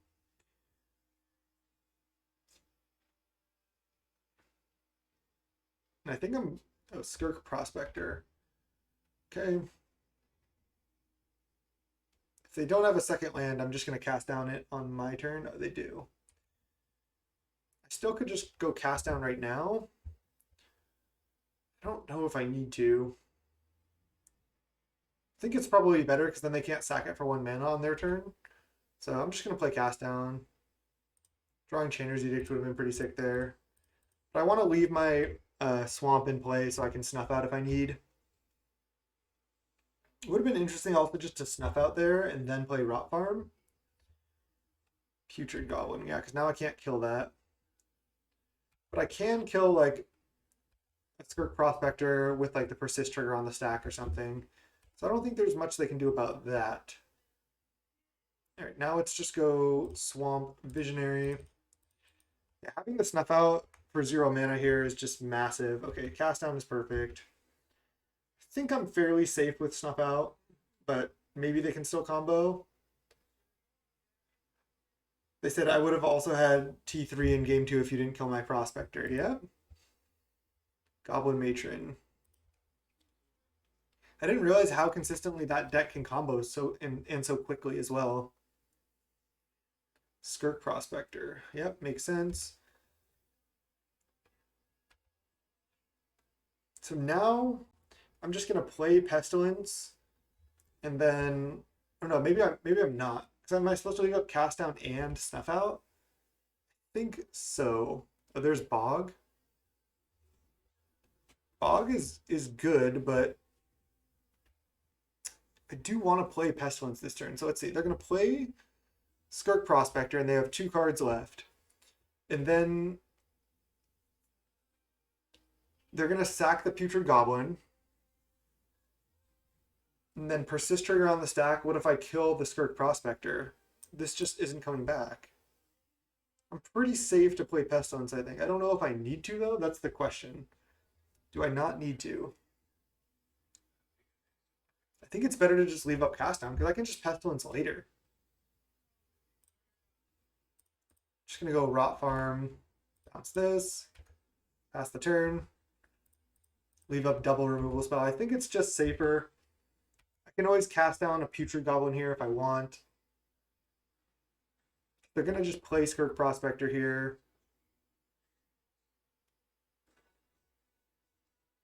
Maybe I was supposed to even kill Putrid Goblin on my turn.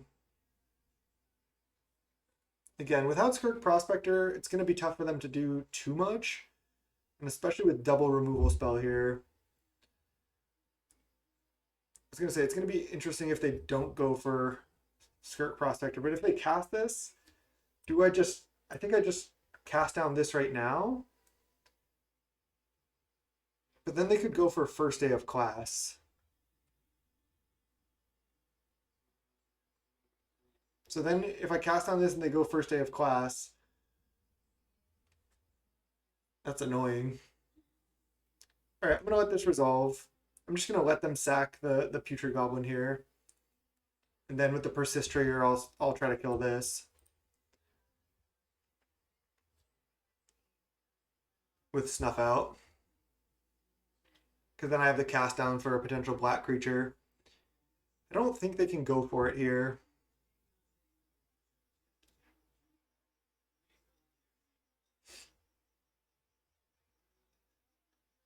And with 2 removal spells, just being able to like respond to like an instant on the stack from them is pretty nice. That's why I didn't play Pestilence. And I have triple black source. So I can Pestilence for 1 next turn.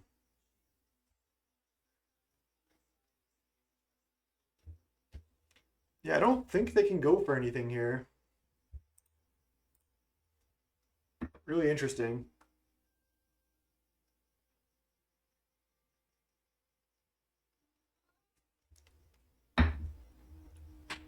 First Day of Class right now. Got to think about this carefully again. If they go First Day of Class, so they are casting First Day of Class. They could have a second one. I think I want to wait until the Putrid Goblin triggers on the stack. I could respond to this. And then if they have second First Day of Class, they'll sack Goblin for mana and then play a second First Day of Class, and then I respond with another Snuff Out on Skirk Prospector. Then it makes them use both of their First Day of Class. What's better here? So if I just let First Day of Class resolve, then they sack Putrid Goblin.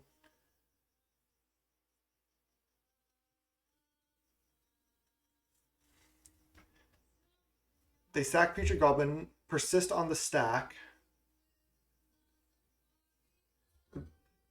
Persist on the stack. My girlfriend's watching American Idol like usual on Monday, and it's like distracting. It's hard to concentrate. So again, first day of class. I can't concentrate. They go. It's like somewhere over the rainbow. It's just blasting. Okay. If I let this resolve, they go sack Future Goblin, persist on the stack. I kill Prospector. Then that's fine for me, right?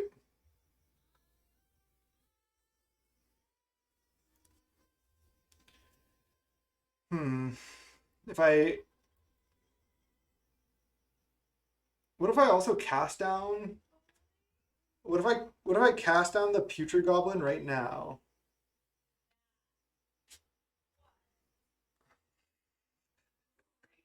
I can't handle this.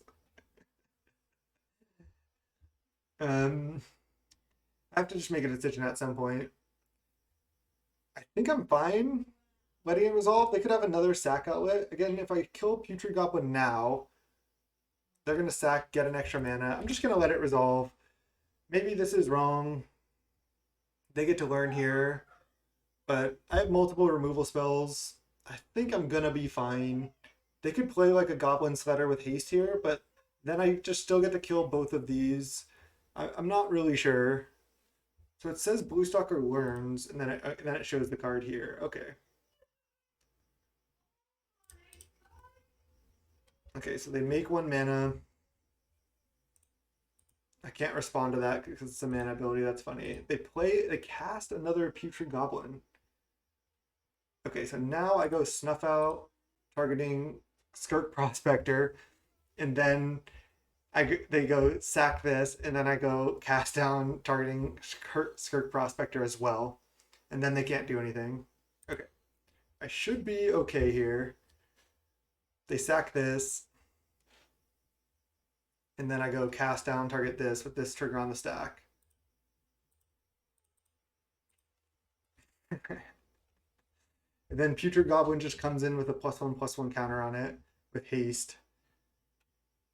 Okay, we got this Prospector. They have 2 red mana. They have a 2/2 haste and a 3/3 haste. I'm at 16. Maw greater and I lose? No. Let's see. So if I had with the first day of class on the stack, if I had just tried to kill Skirk Prospector then, would it have been better? Let me just also ask them. I'm not really sure.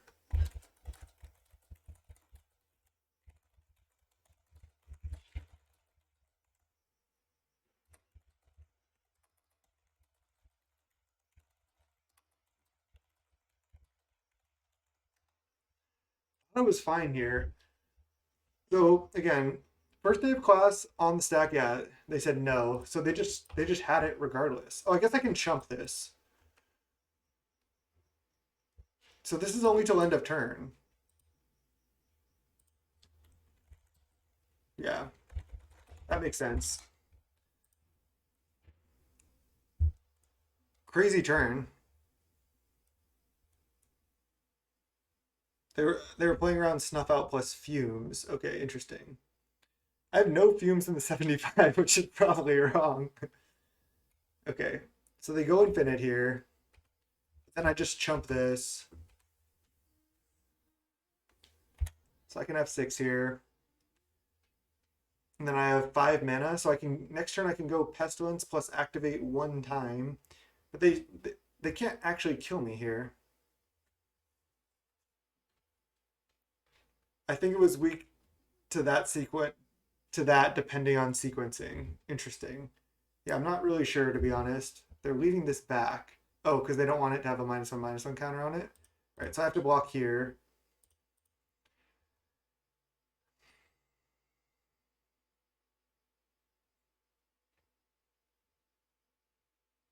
Oh, this is, target creature gets +1/+1. Oh, okay, GG's.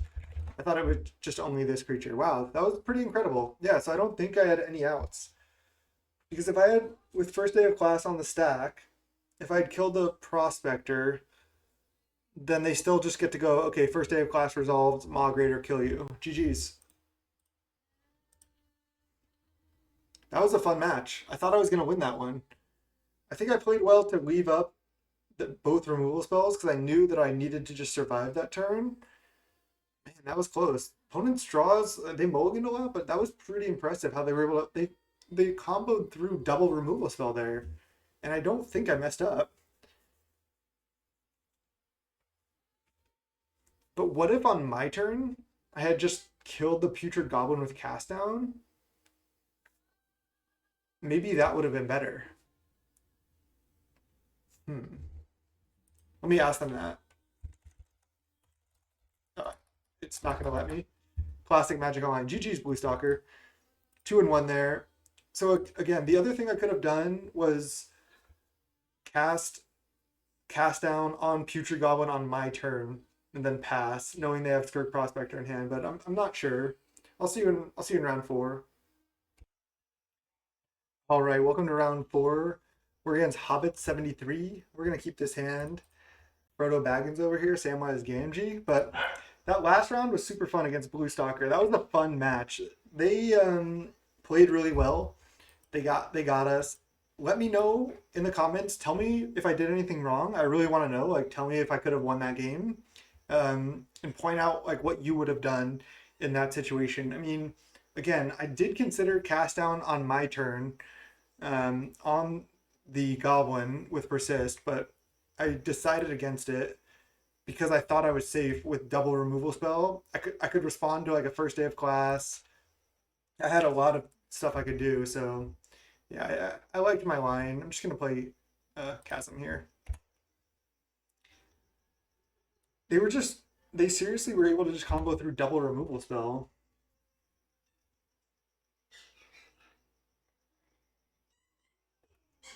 This is probably just green-red Ponza, maybe green-red Ponzalis.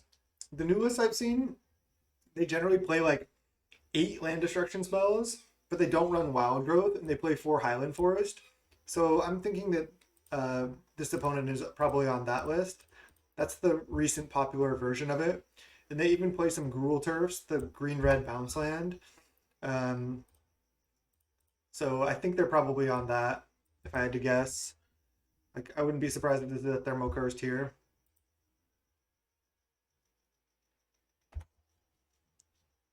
Okay, I'm just gonna go Forest, Foretell, Packmate. It's nice. It sucks that we have 4 bounce lands, but it's nice that we have 22 lands, and we just have a land heavy draw this time. So even if they go like Manvoli Acid Moss here, we can get out of it potentially. Okay, Llanowar Visionary, sure. I'm just gonna go tap land plus Packmate here. I could play Bonders, but I think I like getting the tap land down. This is tempting too. Cut them off of mana. I'm gonna do it. Because then if they don't draw land, they can't even play like their 4 and 5 drops. So I still have lands in hand. Next turn, if they don't kill any of my lands, I get to go Bonders into Packmate. I do have to play Ash Barrens for that, but that's fine. Not thinning my deck of lands is actually good. And I can even pulse the Murasa back lands, potentially.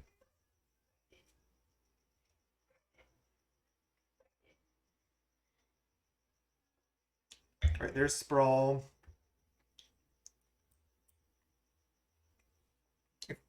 Yeah, do they have another Thermokarst? No, just another Visionary. Okay. Well, now I get to do the Bonders into Packmate line. Okay, nice. Now I just get to go play Swamp, play Bonders, play Packmate. This is looking good.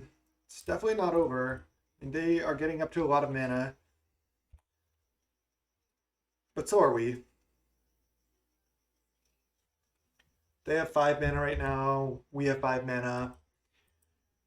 Our black removal spells are just pretty solid in this matchup. But their land destruction spells are decent as well. Boarding party here? Okay. Into what? I always want to look over here, even though I get to see in a second. Boarding party into entourage? Jeez, that is a good time to hit entourage. Jeez, I'm in trouble. I mean, I could not trade here, but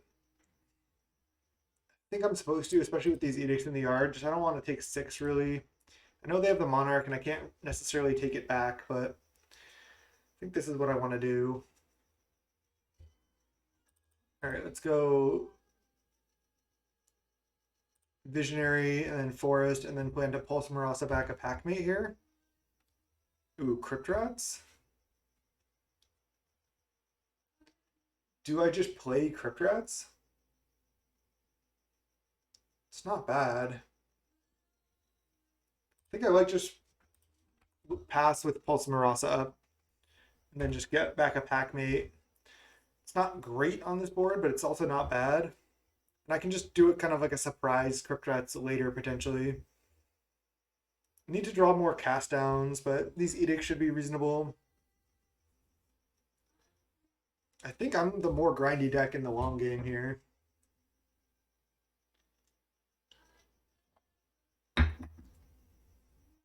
But they're functioning well here. Utopia Sprawl, okay, that's good for me.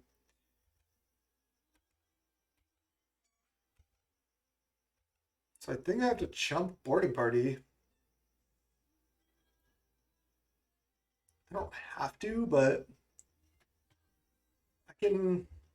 Let's see. I can chump Boarding Party, take 4.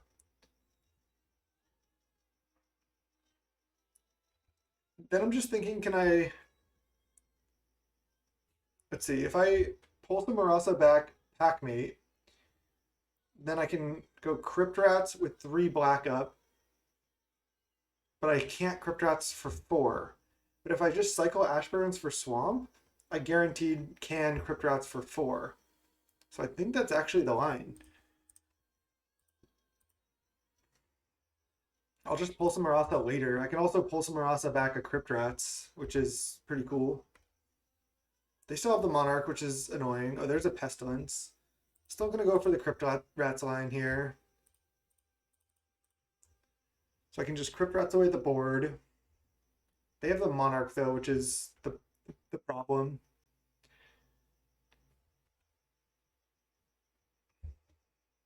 I could just Crypt Rats now, because I'm going to have to Crypt Rats when they attack anyway.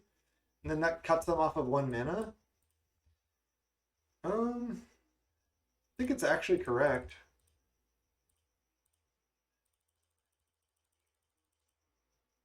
Let's just do... Oh, no, this is wrong, because they could easily have another boarding party. Damn. I just thought of that just right after I clicked OK. Damn. I mean, they have already played 2 boarding parties. And they're only 18 cards deep in their library, but I'm sure they have another one to punish me. No, they don't. Just a Packmate. Okay. I'm at 11, they're at 17, but I do have double pulse here. It's good in the matchup. All right, I'm probably going to go Pestilence, take 4, end of turn, Pestilence away the board. I don't know if I can do all that, but I think I'm going to try.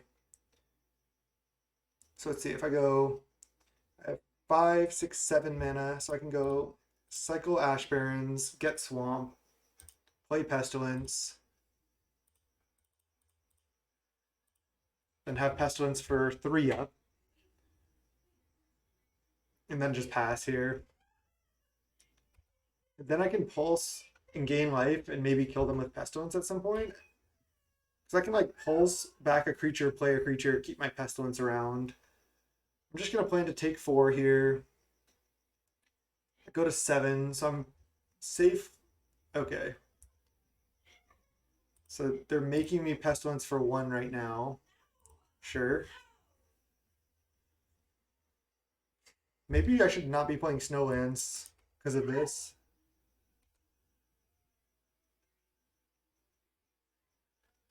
I think I do take the hit. And then just, again, I go to 7, and then I Pestilence twice more down to 5. I guess I do die to Double Bolt. Not sure what I was thinking, because I forgot I was taking damage off Pestilence too. It is probably better just to keep my Pestilence around. I'm not sure. Would have been interesting just to go pull some Marasa there as well. Yeah, I could die to double bolt here, but I'm taking that risk. Yeah, they have it. Okay, well, they got me good there.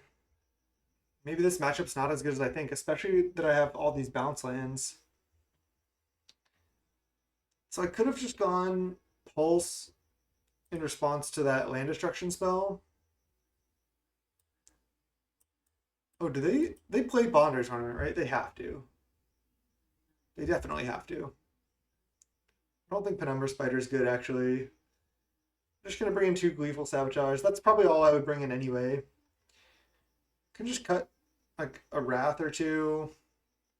Snuff Out's actually pretty good here. I want all my removal. I want my dinos.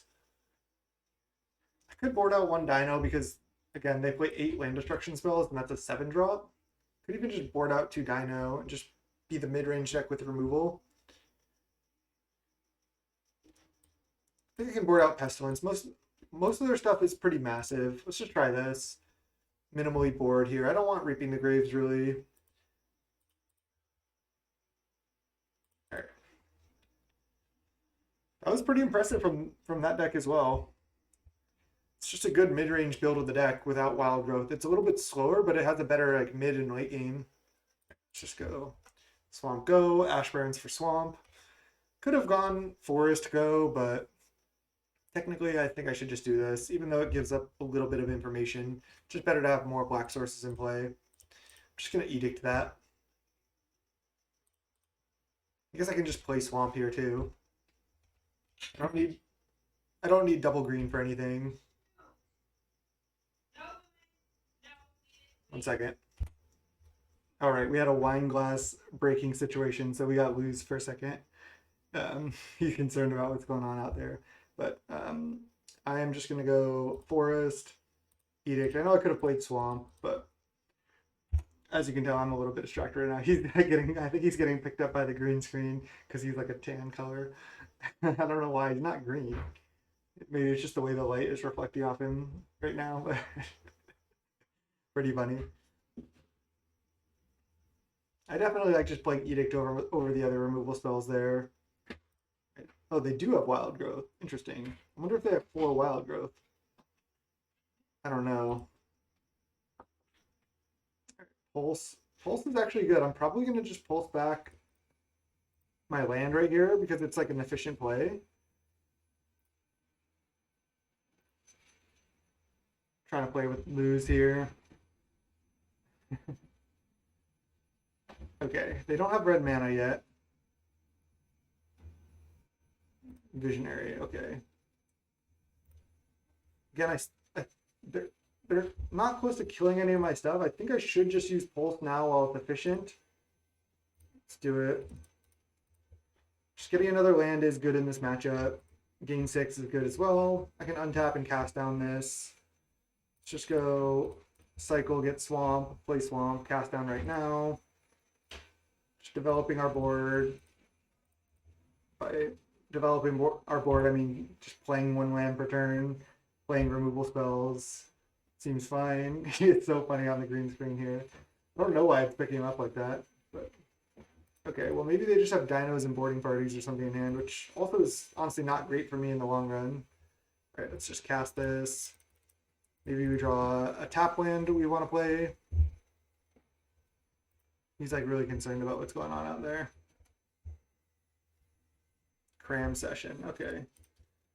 Cram Session's actually not bad. I can even get Environmental Sciences here if I want. I can just get like an Inkling token and play it.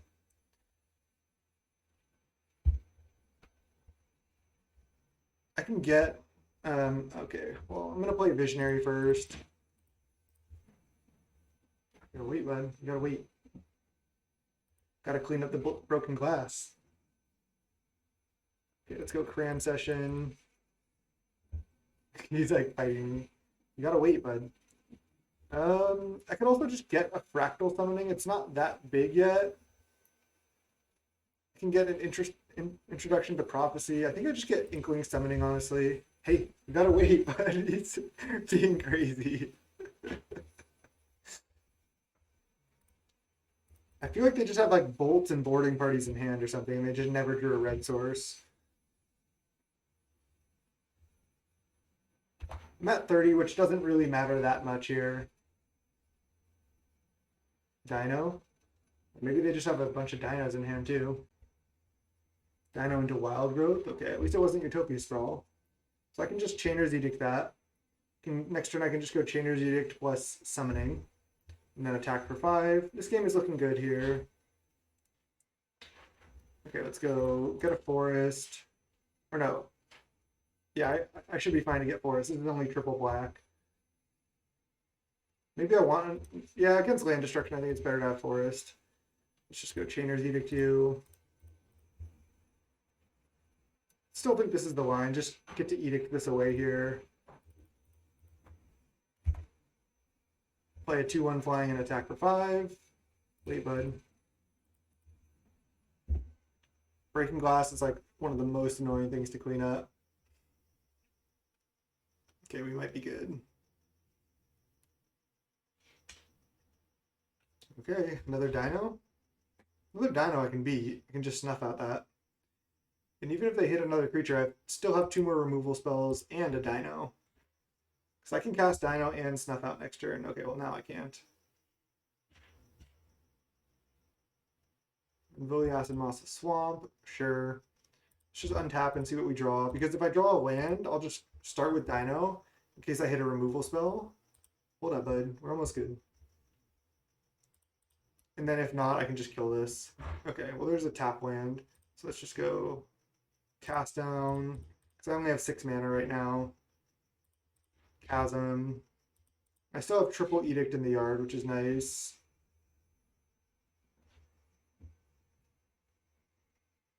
You gotta wait, bud.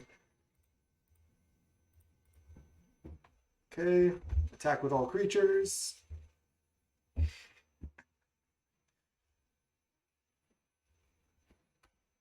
Yeah, and then I have 7 mana now, including Visionary, but they're at 5, and I can play 2 removal spells and still attack for 5.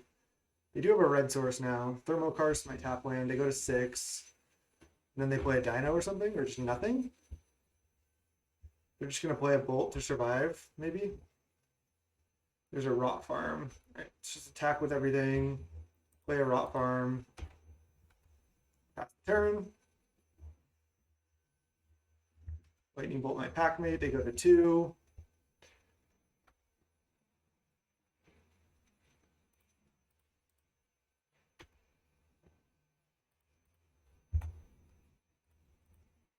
Yeah, I think this matchup's actually not great for us, especially because like Rot Farm is such a huge liability.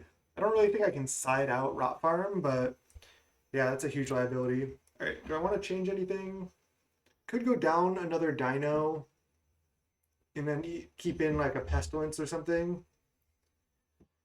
It's at least a cheaper spell I can play. Dino 7 mana is a lot, but I think I'm just gonna keep it like this. I'll see you in game 3.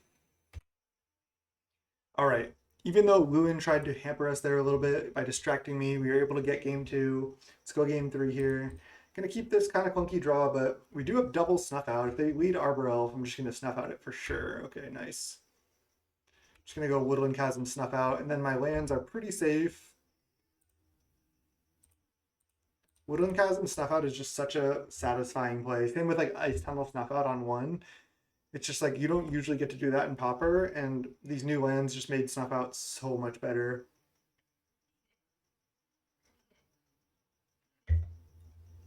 They're gonna play like a Utopia Sprawl here? Yeah. Alright, so now I'm just playing Cram Session. I think I might get Environmental Sciences to play around a bunch of land destruction. Oh, I did draw another land. Maybe that's not necessary. I can just get Inkling Summoning.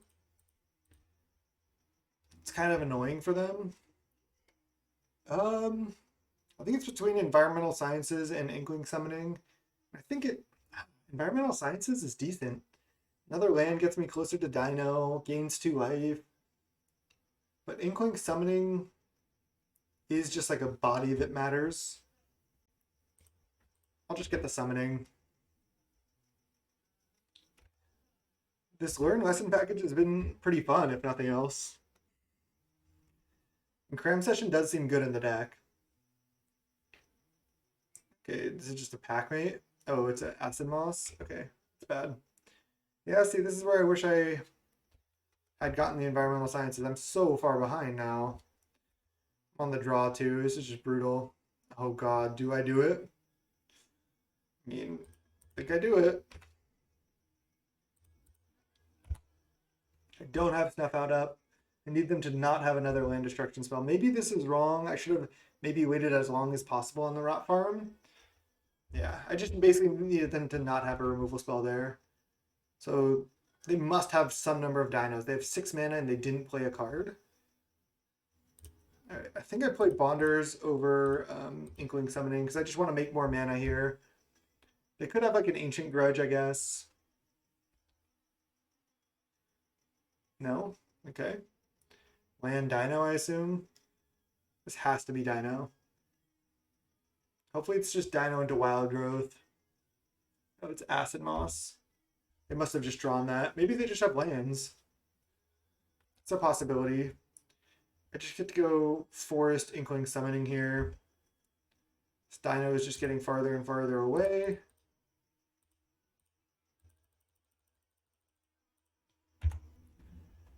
All right, 2-1 flying. What are you going to do? I still am kind of wishing I got environmental sciences. Okay, this is Dino. Okay, nothing too crazy. Packmate, I mean, that's good.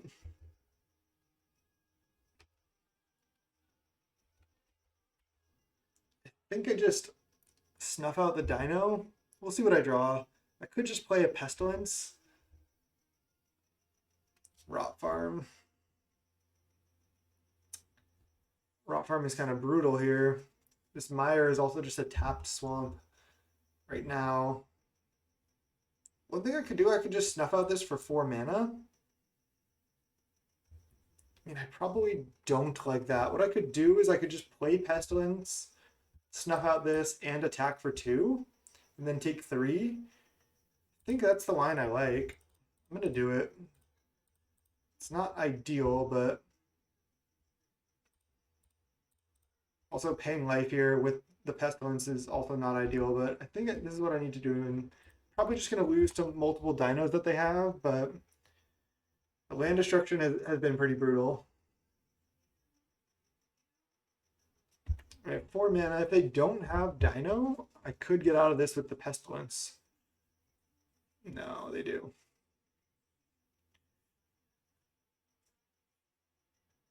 Into what?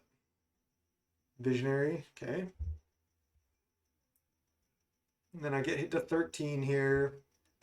They can't actually attack with Dino because then I can Pestilence for 3 and rat the board. I know I take a lot of damage and go really low, but that's my line, at least right now. Okay. So I cannot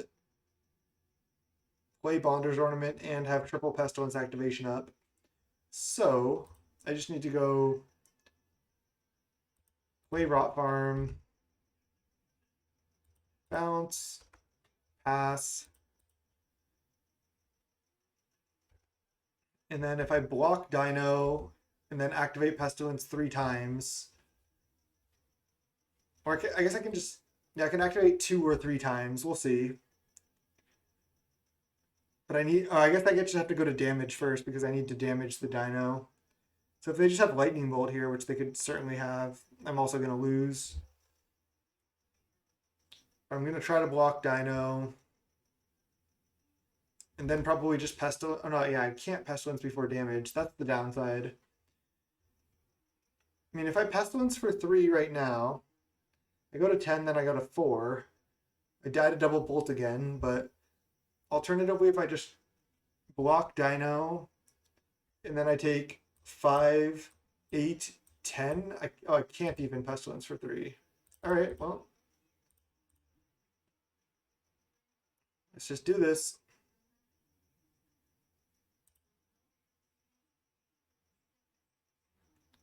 So I definitely should have gotten environmental science to at least gain 2 and hit another land.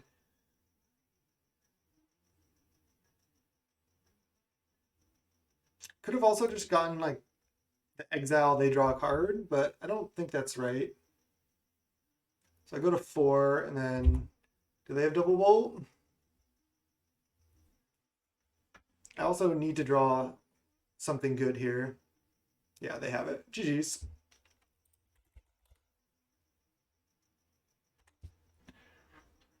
Yeah, I think that's actually kind of a rough matchup for me. I could have gotten there depending on their draws.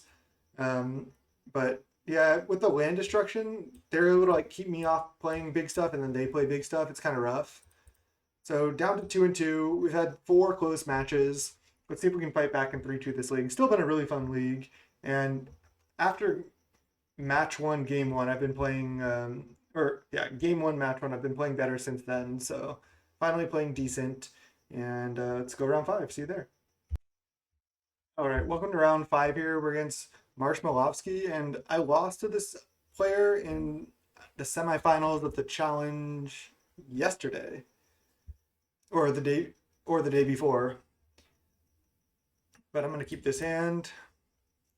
Yeah, nice opponent here. They're on the play.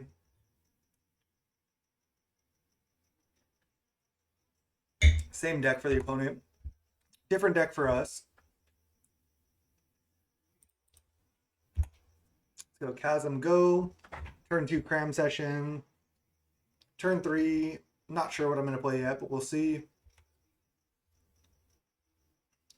Not going to play Crypt Rats till I can activate it for 1, that's for sure, so I probably will play Visionary.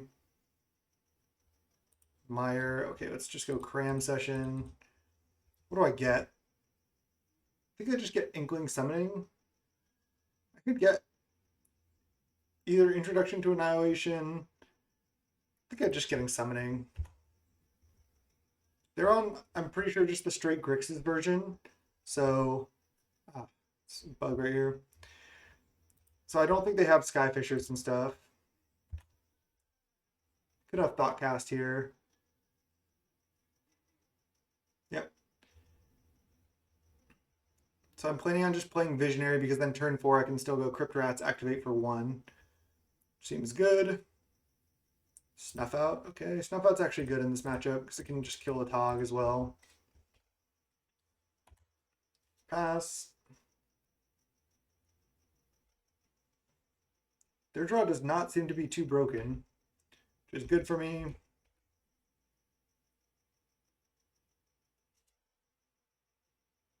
I have to either tap Visionary or play Ash Barrens in order to activate Crypt Rats here, because my other 2 lands are tap lands. But I probably do just tap Visionary anyway. They just bolt it. Oh, Mirror Enforcer. Okay. Well, I can snuff out that if I have to. All right, they have 3 cards left. I think a line that I like is actually just Crypt Rats activate for 1 right now. Is that good? And then play a Woodland Chasm? Or even just mire back a Crypt Rats is not bad. This is tough. I don't want to make an error here. I do want to kill these now, I think. Don't even want to get drained for any damage. I can take a hit off this, not a big deal. Can also just snuff out that. It would be nice to save snuff out for like a Tog though or something. Definitely want to play a tap land, so I think I go Crypt Rats, activate for 1.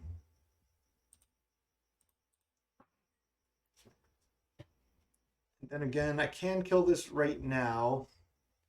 Don't know if I need to. I don't think they really have much interaction. I don't think they're going to have Dispel. Could pull up their list from the challenge, but I don't think I really need to do that. Do I want to draw Crypt Rats next turn? I don't think I need to. Let's just go Chasm. Again, still with Snuff Out up, so I probably just will Snuff Out the Enforcer. Maybe I should have done it on my turn as well, but it's tough to say. Let them draw. They draw again. They still have this as well, so they have a lot of card advantage here. But we're doing fine. Okay. Just gonna snuff out the Enforcer. So I don't have to take 4, then take 4 again. Let's just go Chainer's Edict U. Play untapped land. Play, oops. Let's not cast down our own thing. Preferably play a 2/1, attack for 2. We have a lot of good draws as well. They're kind of doing the thing though. They're drawing. They still have Witching Well. They have a Tog. They probably should not play it yet because they want to play a Tog and Fling in the same turn, most likely. Okay, that is good. So I think I'm just going Cycle Ash Barrens. I think I actually just get Swamp. I don't need more green sources. Let's attack for 4, play Thorn. No, I don't have Cast Down up, but I don't think Cast Down's actually doing that much. I could die to a Tog plus Fling, but they're only 18 cards into their library. I'm not really going to play around that at this point. I just want to put pressure on. Maybe I can win with like a Mire for Crypt Rats and then play Crypt Rats and activate or something.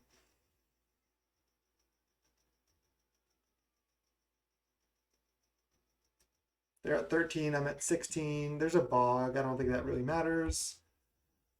Napping both of those early Disciples was massive. Okay, there's a Tog, and do they have Fling? They can eat Wellspring. Looks like they do. Alright, so I think I just lose here. 5, 6, 7, 8, 9, 10, 21 damage. Alright, they just comboed me. Damn. So I mean, even if I had like a cast down, I can respond at any point, but I can't quite survive. I needed them to just not have the combo for like 1 or 2 turns. They already had it in hand. Do I bring in Duress in this matchup? Maybe. Definitely bring in the 2 Gleeful Sabotage. Alright, they got me. Definitely bring in these. Duress isn't bad. It can miss though. And sometimes they go like empty-handed. I think it might be good enough.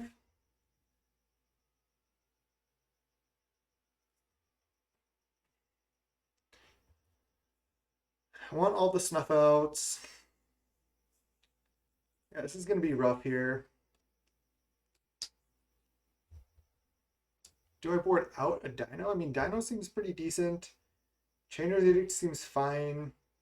Memoir Visionary seems kind of like undersized in general, and same with Packmate, but I don't want to side too much of that out.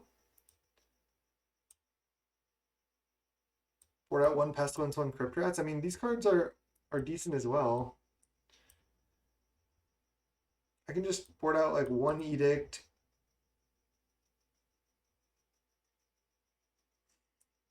Could also just not board in Duress. I mean, mostly I am going to trade for a card with it, which is fine, but they just have so much card advantage. I'm just not going to bring that in. I think I'm just going to do 2 for 2 here. I like this board better, honestly. I just don't want to be fighting them on an axis of like, take like your Prism, and then they're just like, okay, like play a land, play a Thought Cast, play another Thought Cast. I just don't think that's where I want to be. Alright, this hand's really slow, but I think you're supposed to keep hands like this with this deck. So let's try it. If I draw an untapped land, this hand gets really good. If not, I still function slowly, so.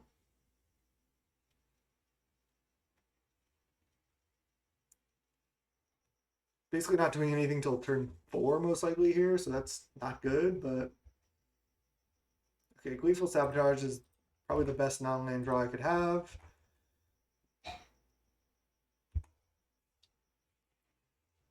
I could just sabotage one of their lands right now, because it's going to be like multiple turns until I'm able to turn this on. It's probably worth it to just wait and get 2 things. And it is pretty tempting just to Stone Rain them right now. play a tap land. And that deck can be pretty land light as well. I mean, I need to foretell Packmate, next turn play Visionary, next turn play Packmate, turn after that play Sabotage. I'm just gonna do this. It's kind of a weird line, but I'm so far away from conspiring the Sabotage. I think I just want to play it as a natural eyes and don't get too caught up on the conspire. Just be happy with 2 mana Stone Rain and hope they don't have enough lands. Yeah, now they have a non-artifact land. This is actually good for me still. Definitely slowing them down. Cast down. Okay, well, let's try to draw a land here. We haven't drawn a land yet. Nice. Rot Farm. That's a good draw. Just clunking along here. I can consider just playing a Thorn next turn. I can also play Chasm into Snuff Out. This is actually looking decent.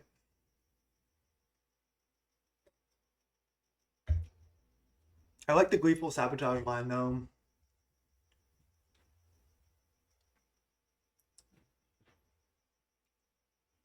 Cram Session. Alright, I think I like play Chasm, attack, play Thorn. I think that's better than playing Packmate.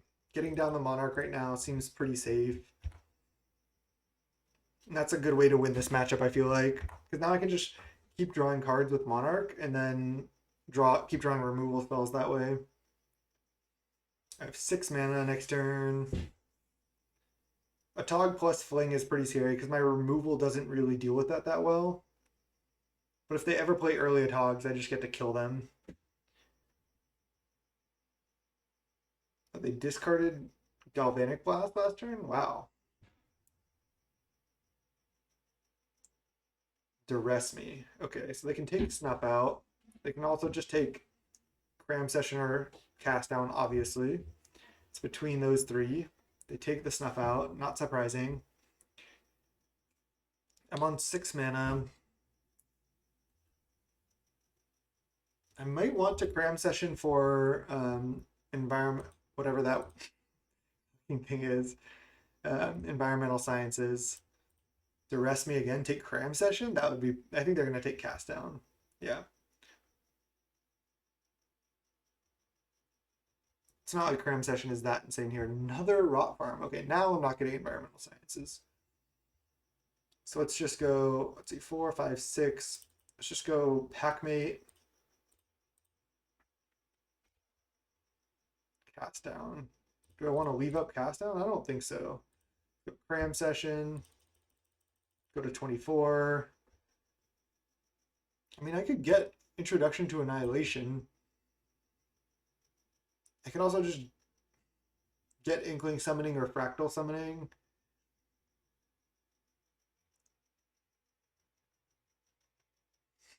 Is it just Inkling again? They have 7 cards in hand. Intro to Annihilation is just another potential removal spell for a Tog or whatever else. I think I actually just get it. I think some other games when I chose to not get Intro to Annihilation, I regretted it. So I'm just gonna go for it here. Seems weird, but and expensive, but they also duressed twice, took both removal spells, so they're trying to take all my removal. So if I just pick up another removal spell, seems reasonable. I know this lets them draw a card, but that's fine. Just killing something that's really important to kill is more what's important here, I think. Well, I have a Cast Down for that. Probably just go and Cast Down, Packmate, attack with everything if they don't do anything else. I have 7 mana. Yeah. They could have Dispel, sure. Just Cast Down. I could have played Dino as well. Hope to hit a removal spell, but I like this line. I also just get to guaranteed removal spell plus Packmate and attack with this. Galvblast this. Okay, that's fine. Figured they had more Galvblast considering they discarded 1. So I have 4, 5, potentially 6 mana.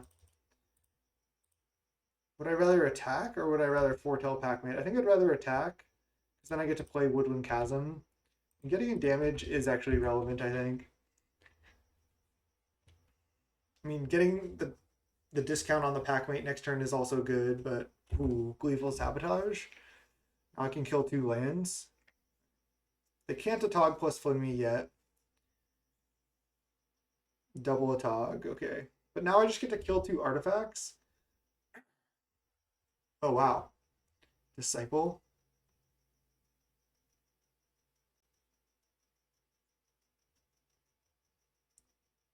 So they can just eat Ichor Wellspring with this. I guess I don't hate no attacks. Because I can go Gleeful Sabotage, tapping both these green creatures. Yeah, let's just start with that. Cast with Conspire.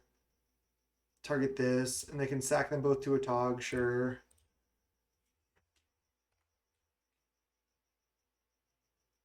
And then let's go kill Seed of the Scion. But they can't fling here. Let's yield to this. Let's not yield to the Tog ability, because sometimes you want to respond to that.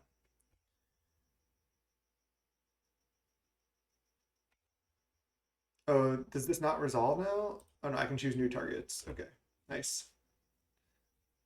Thought that would be okay. Okay, they eat that as well. They eat it with the other one, okay. So I can go Introduction to Annihilation here. I can also just play out a Packmate in a Cram Session. I can also go Cram Session into Inkling Summoning or Pest Summoning, which I think I like. It just gives me multiple blockers for this, and they're not going to fling me out right now. I think I actually like that. Just go Cram Session, go to 26. They just don't even have that many artifacts in play right now. Let's just get Pest Summoning. Go Land. Pest Summoning. This just gives me 2 free blocks on a Tog, which is nice. And again, they don't have that many artifacts or much mana right now. So this buys me time to draw another removal spell and protect the Monarch. They can go like Gallblast Thorn, which would be fine. I have 8, potentially 9 mana next turn. Could have played a Packmate maybe and then conspired Gleeful Sabotage, but I think the line I took was fine actually. Gallblast the Thorn, I assume. Then then they can attack with everything to take the Monarch. But I'm not in danger of dying to this, right? Because they have 1, 2, 3, 4, 5 artifacts. Each one represents 3 damage, basically, because 1 from this. Oh no, I have to block a Togs because they go. If I don't block a Tog, they go sack, sack. Let's see. I don't think they can kill me actually because they go sack, sack, sack. 6 damage, and then they go, or yeah, 6, 9 damage, and then they go sack, sack, hit for 10 more. It's not enough, but I can kill the Disciple here. Which, I mean, I think I like. I don't think they can kill me. I mean, I lose this match if I miscalculated, and they can, but I think this is fine. They don't even have red mana. So they take the Monarch for now. I have to put these triggers on the stack. Okay. I'm at 6th. Go to 27. They draw 1 extra card, but then I take the Monarch back. And I still have this sitting here. I have another Cram Session, which I can get probably Fractal Summoning here. I could get Inkling Summoning as well to have a flyer, which is decent. I think I'm attacking with both, though, to start, because they could have... Oh, no, they can't have a Gallblast here. So maybe I just attack with Packmate. Probably should have Dino'd first if I was going to do that.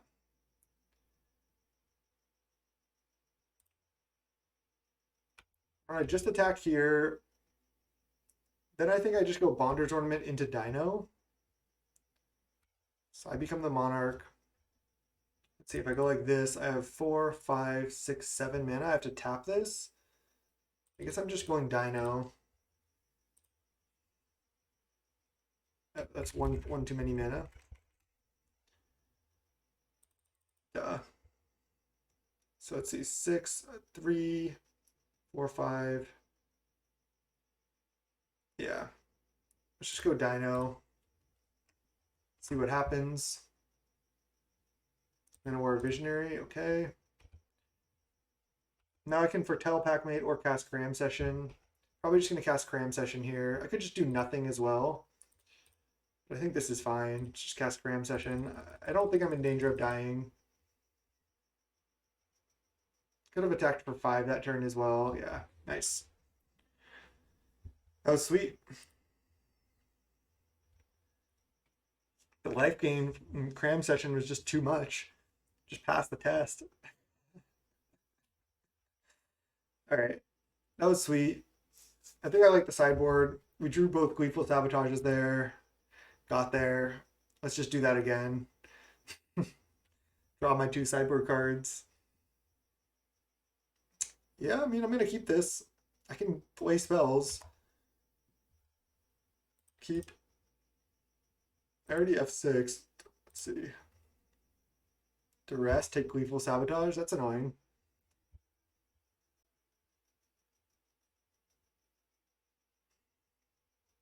There's no way they take Cram Session. Not even like a chance. Yeah. Even though this tells them what I drew, I still think it's worth. And I think Foretell Packmate over Cram Session is correct. I'd rather play a Packmate on 3.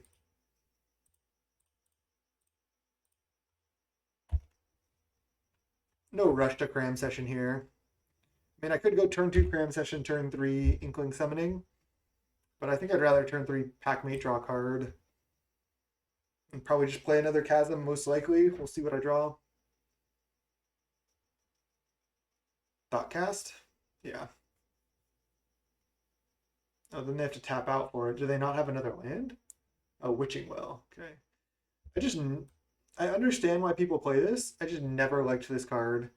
It's like kind of hard to crack. It takes a long time. This deck doesn't actually make that much mana. You rely on like the affinity cards being so cheap, and like the Scry 2 is not great. It costs blue mana, which is so much worse than colorless. Like I think Chromatic Sphere is better than that most of the time. Oops. Tried to click on this. All right, well, we're not close to really doing anything here. Just drawing a bunch of lands. Be interesting to choose what to Cram Session for here. Probably Inkling Summoning. We'll see. They're kind of doing the thing there. They can play like multiple Mirror Enforcers. They don't have any. Another land is brutal. So just go play Swamp, play Cram Session. So if I get Fractal Summoning, next turn I have to pay 5 for a 3/3. That's not very good. I could get Introduction to Prophecy here. I think that's what I want, because I want to just find removal spells. So I think I'm just going to take Prophecy. It's the first time I've actually ever gotten that. Then I'll just pass the 2 mana up, end of turn, cycle Ash Barrens. Then on my next turn, if I don't draw anything, I can just play a 3 mana Preordain.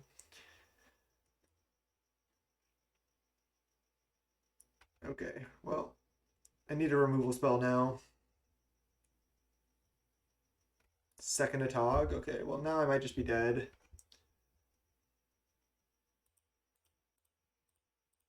Just get Swamp here.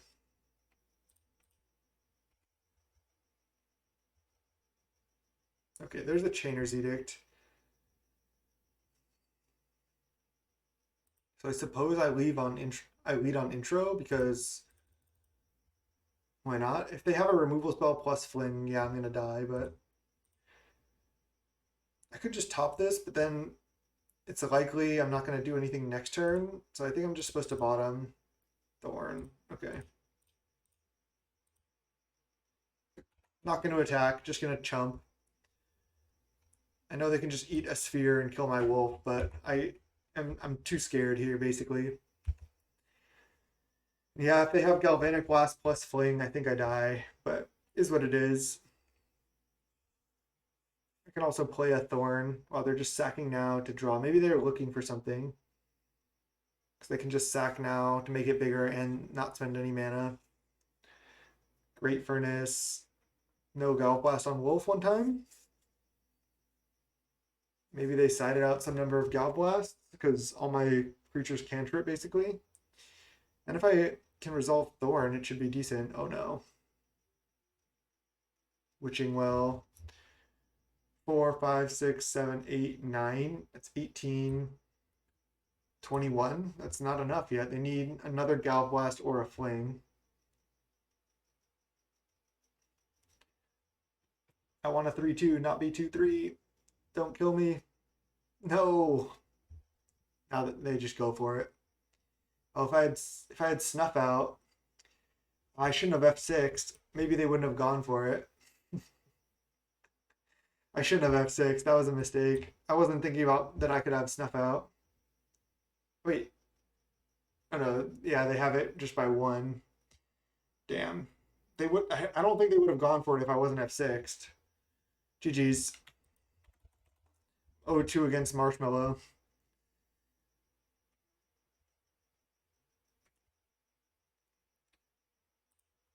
GG's, as always. 0-2 against you. You got my number with Affinity, man.